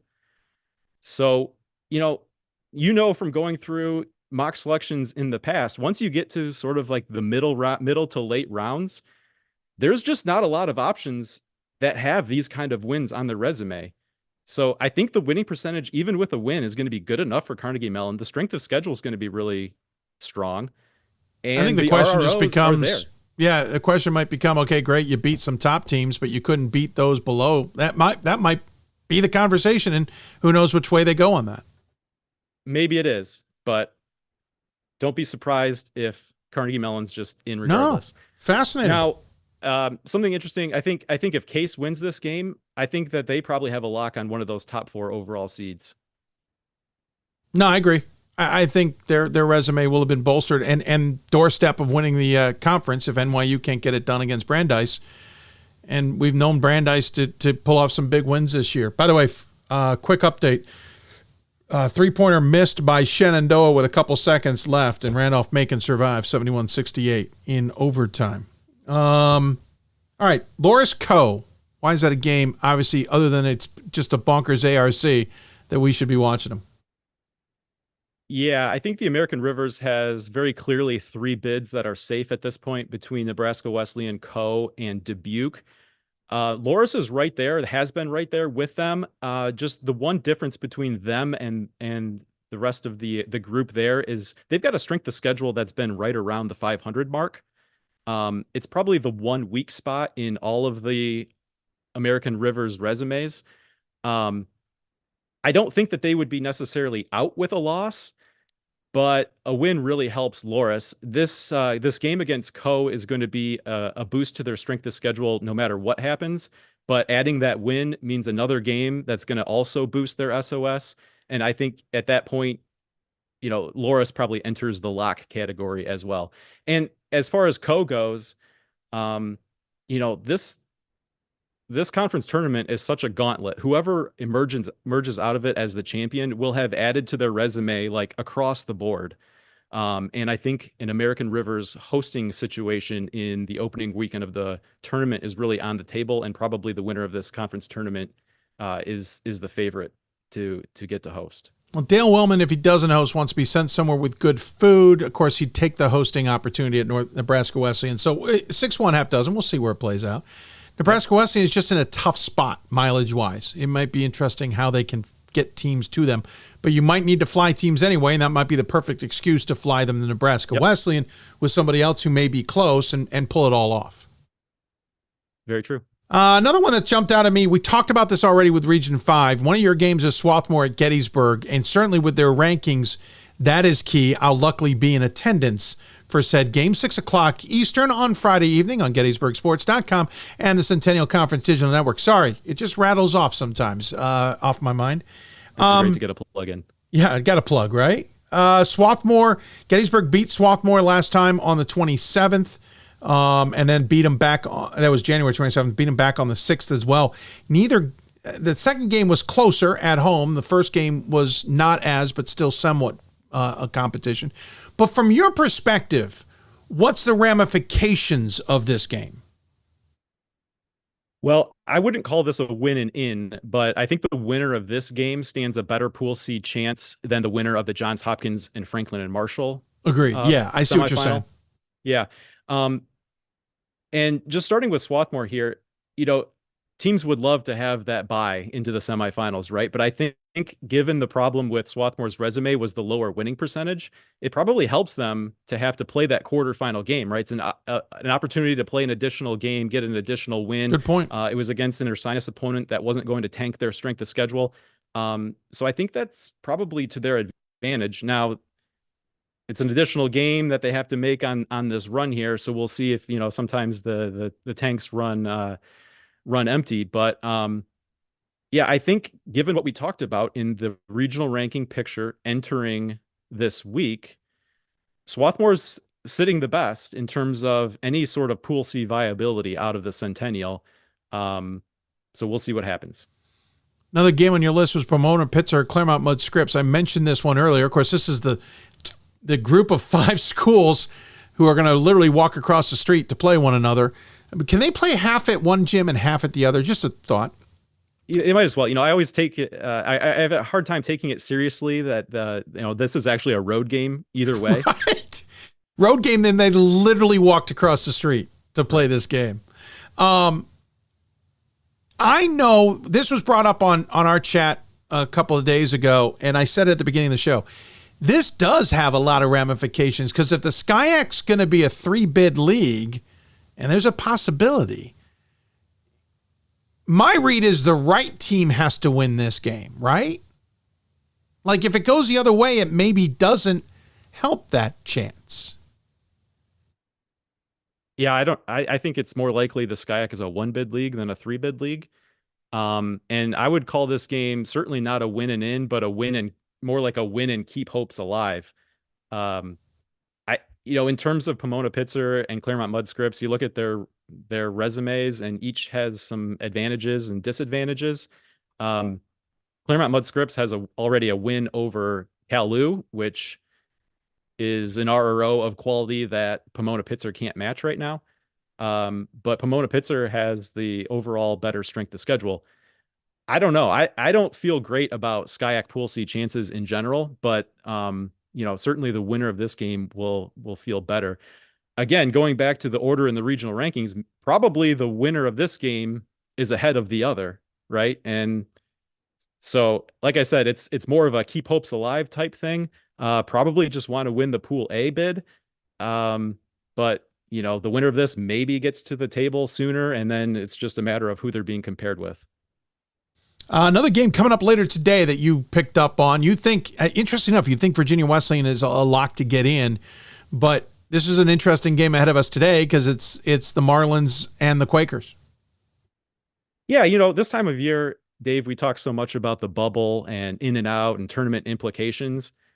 I just wanted to mention Virginia Wesleyan playing Guilford. I think they're both teams that are firmly safe. If Guilford wins this, maybe that puts a lock on hosting rights if they don't have that already. But I think it's just crazy that we get this kind of game in an ODAC quarterfinal. I don't think it should fall off anyone's radar just because win or lose, it has tremendous NCAA tournament implications. Yeah, I find it interesting. I find it interesting you think Virginia Wesleyan's that's safe. I'm maybe having a little PTSD from last year where we had so much carnage that we didn't get down to the nitty gritty. We were talking about teams at the end that would have been easily in past years. So maybe I've just got that in the back of my mind. But you're right. I think if you look at the Region 6 picture, they slot in pretty easily. Number 4, they've got a head-to-head win over Christopher Newport, which kind of the resume bottom falls out after that. They've got wins over Randolph-Macon and Guilford already. Again, if you put a board together, by the time you get into the middle rounds, there's not going to be a lot of resumes that can boast something like wins over Randolph-Macon and Guilford. Well, and to your point, it's not like anyone's going to leapfrog them. Virginia Wesleyan. Right. The 3 ahead of them are going in. So they're going to get to the table. They're going to be in the conversation. And I can't see CNU, Emory, or Roanoke leapfrogging them to any degree. Speaking of which, Christopher Newport, the coast to coast is an interesting situation here. I actually think personally, CNU's got to win to get in. And this is why I said we might lose all 4 teams from the Final Four this year. They're at Mary Washington for the conference tournament, which is essentially down the road. But Santa Cruz is in that event. They have knocked them off. Mary Washington is certainly not going to roll over. Apparently, Trey Barber is sitting in Nigeria right now. So I don't expect him to be playing, and any inquiries to that question have been ignored. The C2C, you say, could be a bid thief, though. Yeah, you talked about Virginia Wesleyan's position in the Region 6 rankings being safe. I think that Christopher Newport's probably in the same boat in terms of that number 5 spot. Again, a resume that will have a reasonable winning percentage, a reasonable strength of schedule, wins over Randolph-Macon, Rowan, and Johns Hopkins. I have a hard time seeing that being left out. Now, as you mentioned, at various times this season, Christopher Newport hasn't been the team, figuratively and sometimes literally, that we were expecting coming into the season. And they do already have losses on the season to Salisbury, UC Santa Cruz. And while they haven't lost to Mary Washington, I think Mary Washington is certainly capable of beating Christopher Newport. Now, all of those teams I mentioned are solidly out, I think, of the bubble picture. So if Christopher Newport doesn't win this, I think this is a bid thief situation to watch. Interesting. We'll see how it plays out. I really thought Christopher Newport can't get in unless they win the AQ, but I agree. I mean, they'd be technically behind Virginia Wesleyan if Virginia Wesleyan comes off the table. Their hello is the captains, because I can't see, again, Emory or Roanoke jumping in any way in that. WIAC, why do you think it's a bid thief? Well, okay, let's start with, there are various definitions of what exactly a bid thief situation is. Fair. So what I was looking for when I was putting this list together is teams that are solidly in my mind, in conferences that, everyone else is solidly out. Whether or not there are other conferences that represent a bid thief, I don't know. Like, I didn't want to wade into the territory where if a team loses, they're more bubblish, or maybe there's a contender that is already a little bit bubblish. So that's kind of the framework I was working on. In the WIAC, I think that fits that profile where Platteville is solidly going to be in the field no matter what happens. And I think everyone else in that WIAC tournament needs to win the automatic qualifier. That's fair. I can see that then. Yeah. This was an interesting one because with Stevens Point knocking off Whitewater last night, Stevens Point still has to get through River Falls, but Platteville went 0-2 to Stevens Point in the regular season. I don't think they want to see them. Yeah, I don't think so. And, even in a down year running the WIAC tournament, who knows what's going to happen? It's going to be, difficult games up and down.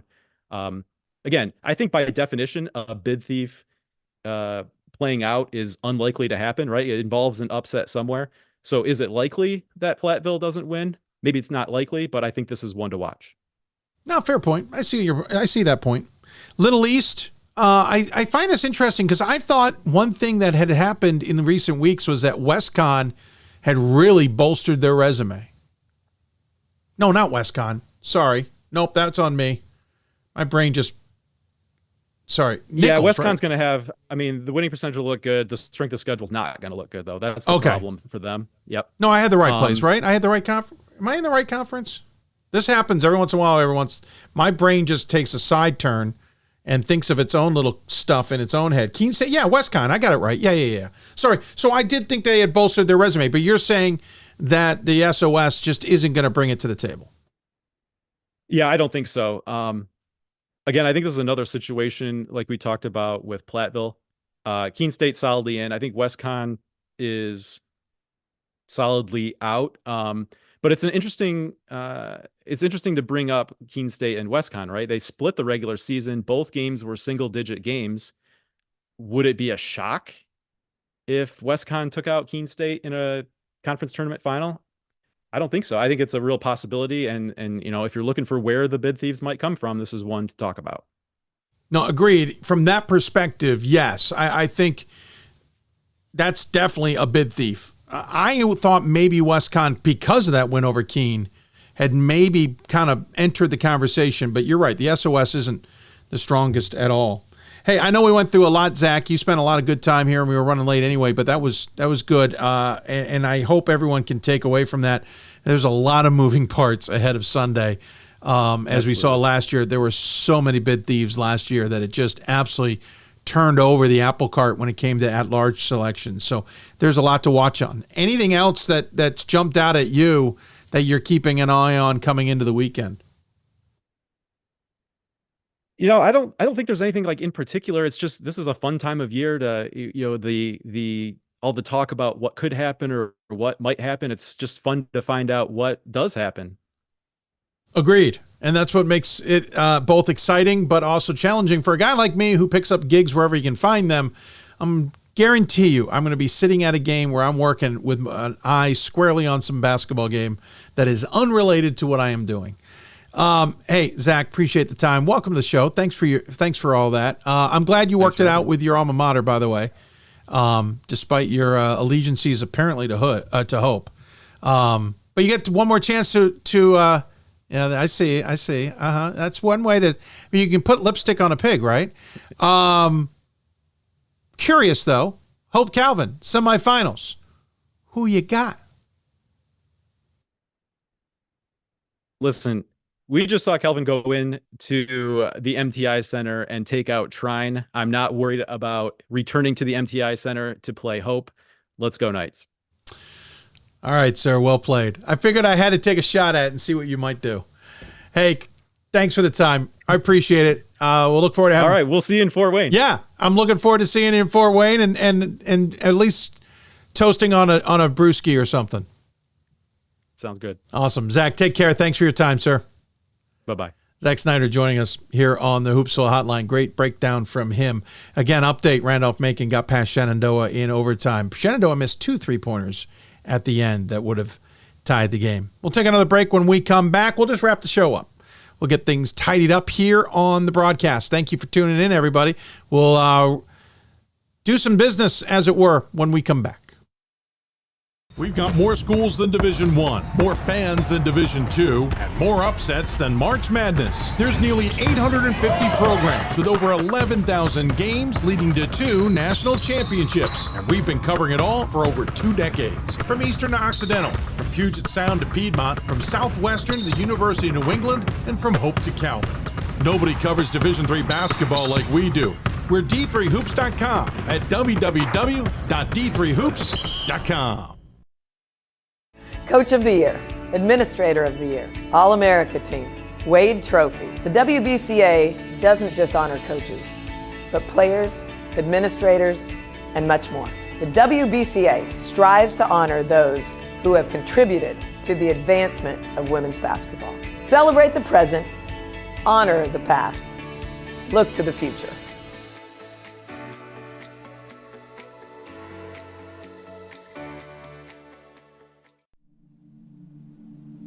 I used to never really talk. Ever. I was scared and shy. It was hard to look at people's faces. I was afraid if I said something wrong, everyone would laugh at me. But then I started to play golf with Special Olympics. I made friends and won lots of gold medals. But I learned more than just playing golf. Special Olympics helped me to find my voice.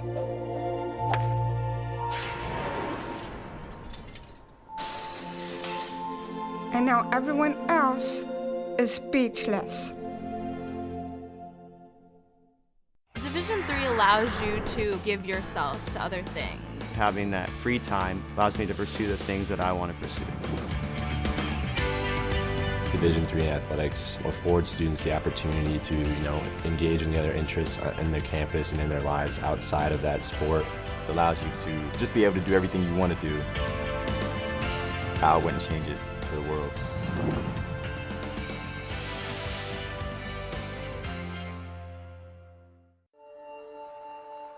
We are calling you, all of you. We are calling all Division III schools to join our cause. It's on us to start the change. It's on us to be the change.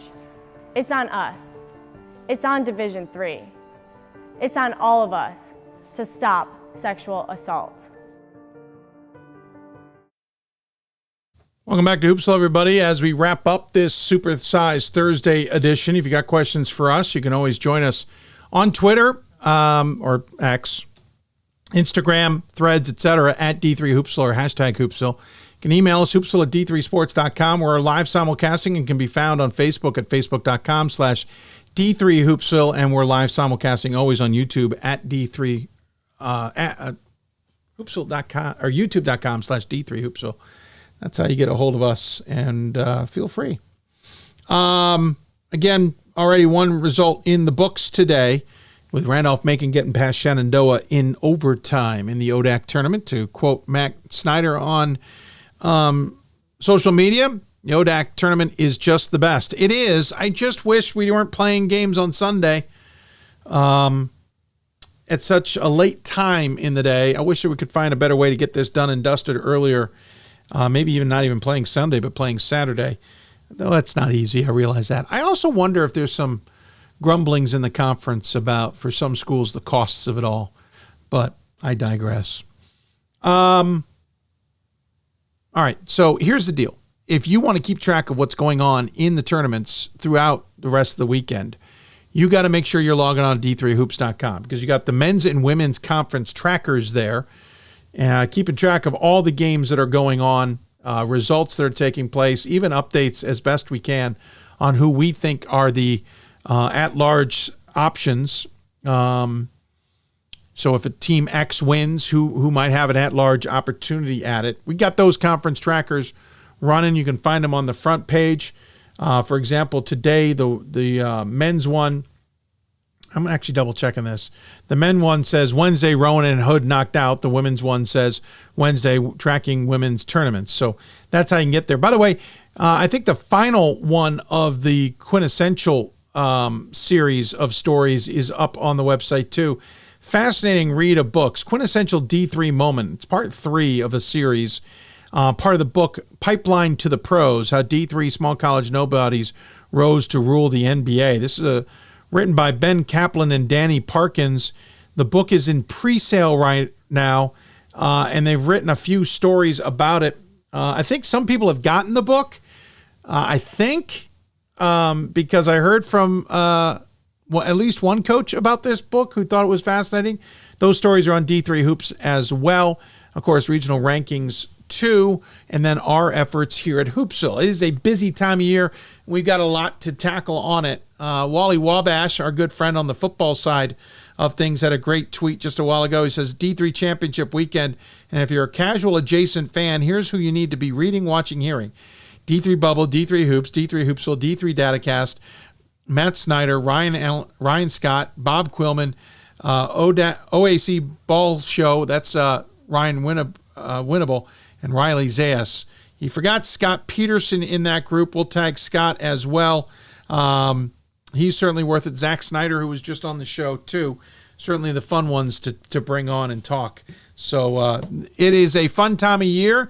I will be at 2 Centennial Conference basketball games tomorrow night. The reason we did this show early is because I got to be at a D1 basketball game tonight. That's also my Saturday schedule. I got to be at 2 different D1 events on Saturday, but then Sunday it is dedicated to this and the show and the selection show. We'll be hearing from both national committee chairs on Sunday. We'll carve out a time earlier in the day to record an interview with them. And then we're figuring out who we'll have. We usually try and talk to some Pool A winners, possibly, depending on our timing with things. We'll also try and maybe talk to some who are on the bubble if it works out. It all depends. And then we'll get our panels. As we mentioned earlier, our men's selection panel will be Bob Quillman, Ryan Scott, Matt Snyder, Drew Pastor, who's D3 Bubble on the social media, and maybe Pat Coleman. Pat may stay in the background. Plus myself, obviously. On the women's side, we have Scott Peterson, Riley Zayas, Gordon Mann, and a surprise fourth that I am waiting to announce at a later date. But let's just say this fourth brings in a wealth of experience and understanding of how this all works. We will have that individual join us on the women's panel. So it should be good. We're not sure if we're going to do men first and then women. That's kind of where I'm leaning, since men have priority on the hosting opportunities. Thus, when D3 Hoops crew, Pat Coleman, Ryan Scott, or Scott primarily, do the bracketing based on our selections, they can go with the men's bracketing and not worry about, going women first and who's going to host. Oh, the men are going to use them. They can just go with the men, and then we'll do women. That's how the priorities working out. That's how the brackets will be announced on Monday. But I'm not positive on that yet. That's where I'm leaning. But we're going to start, we hope, at 5 o'clock Eastern on Sunday. On Monday, don't forget, selection shows will take place. I'm helping with those once again this year. I've lost track of how many years I've done that. On the men's side, it'll be 1 o'clock Eastern. The men's bracket will be revealed. Women's will be revealed at 2:30 Eastern. And then we'll have our bracket breakdown show at 7 o'clock, which will again feature the committee chairs now answering and reacting to some of the decisions that were made. Many have talked about helping us out as a program. We have a fundraising goal going. You can Venmo money to us. You can give through the Give Butter. Those two options are available on our show page. We also sent them out earlier this week in tweets. We'll resend them in a little bit. Currently, we're about 1.5% of the way to our ultimate goal. There's also a way you can purchase equipment and other needs that we have. We put an Amazon list together. That's also on our show page. You don't have to buy through Amazon. If you have see an item on there and you want to purchase it somewhere else, fine. If you're inspired by an item on that and want to send it our way, that is perfectly fine as well. Contact us for a mailing address. Also, a reminder, we have a few new jerseys that we got to get up in this studio, so we're going to try and change the jerseys up ahead of Sunday's show as well to represent as best we can Division III on Sunday and on Monday. And then next Thursday, we'll, for the first time in a long time, well, besides the Top 16 show, we will go live at 7 o'clock in our preview show for the tournament. Get all that? I hope you did, because there was a lot to get through there. I want to thank all of our guests who came on the show today. Alison Montgomery at Bates, Dale Wellman at Nebraska Wesleyan, Carter Collins at Anderson, Chris Rogers at Marymount, Cam Gissendanner at Roche, Jessica Turner at Skidmore, and, of course, Zach Snyder at D3 Datacast. I want to thank all the sports information departments at Bates, Nebraska Wesleyan, Anderson, Marymount, LaRoche, and Skidmore for their help. Really appreciate it. Considering I had a very tight turnaround, everybody was able to figure that out and help me get guests on the show. Look forward to seeing who we might be talking to on Sunday and Monday as well. In the meantime, again, D3Hoops.com is the place you want to be this weekend to keep track of all the tournament action going on throughout D3. And if you have interest in helping donate to the show or purchase equipment for the show, go to our show page, which is on the front page of D3 Hoops, or we've sent it out on social media. You'll find a little column there with the information for Venmo, Give Butter, and Amazon. And that is going to do it for us. Don't forget to log on to D3Hoops.com for live scores. Also, D3 Boards is back. You can talk about all this in an old school format of a chat message board instead of just on social media. I think social media, you lose track of things. The D3 Boards, you can certainly keep track more recently. Those are back up and running, and we look forward to having everybody reconnect there as well. So for all the sports information departments and guests, thanks for you tuning in, especially the help behind the scenes. As always, from the D3 Hoops gang, you will see us on Sunday for a Selection Sunday special starting at 5 o'clock. Thanks for tuning in, everybody. You've been watching Hoopsville. Presented by D3Hoops.com and our friends at Sport Tours International, which reminds me, if you want a good tournament that's going to challenge yourself, of course, D3 Hoops and Sport Tours International teaming up once again for the 14th annual D3Hoops.com Classic at South Point Arena in Las Vegas. That's coming up in December, and we're still looking for some good quality teams. So get a hold of our friends at Sport Tours International. If you need to get help getting in touch with them, contact me. I'd be happy to get you in touch with Brett Seymour and the rest. In the meantime, if you want to talk Division III basketball, you got to watch this show. We'll be back on the air Sunday. D3 Hoops presents, along with Sport Tours International, from the NABC studios. Thanks for tuning in, everybody. Appreciate your time. We'll see you on Sunday.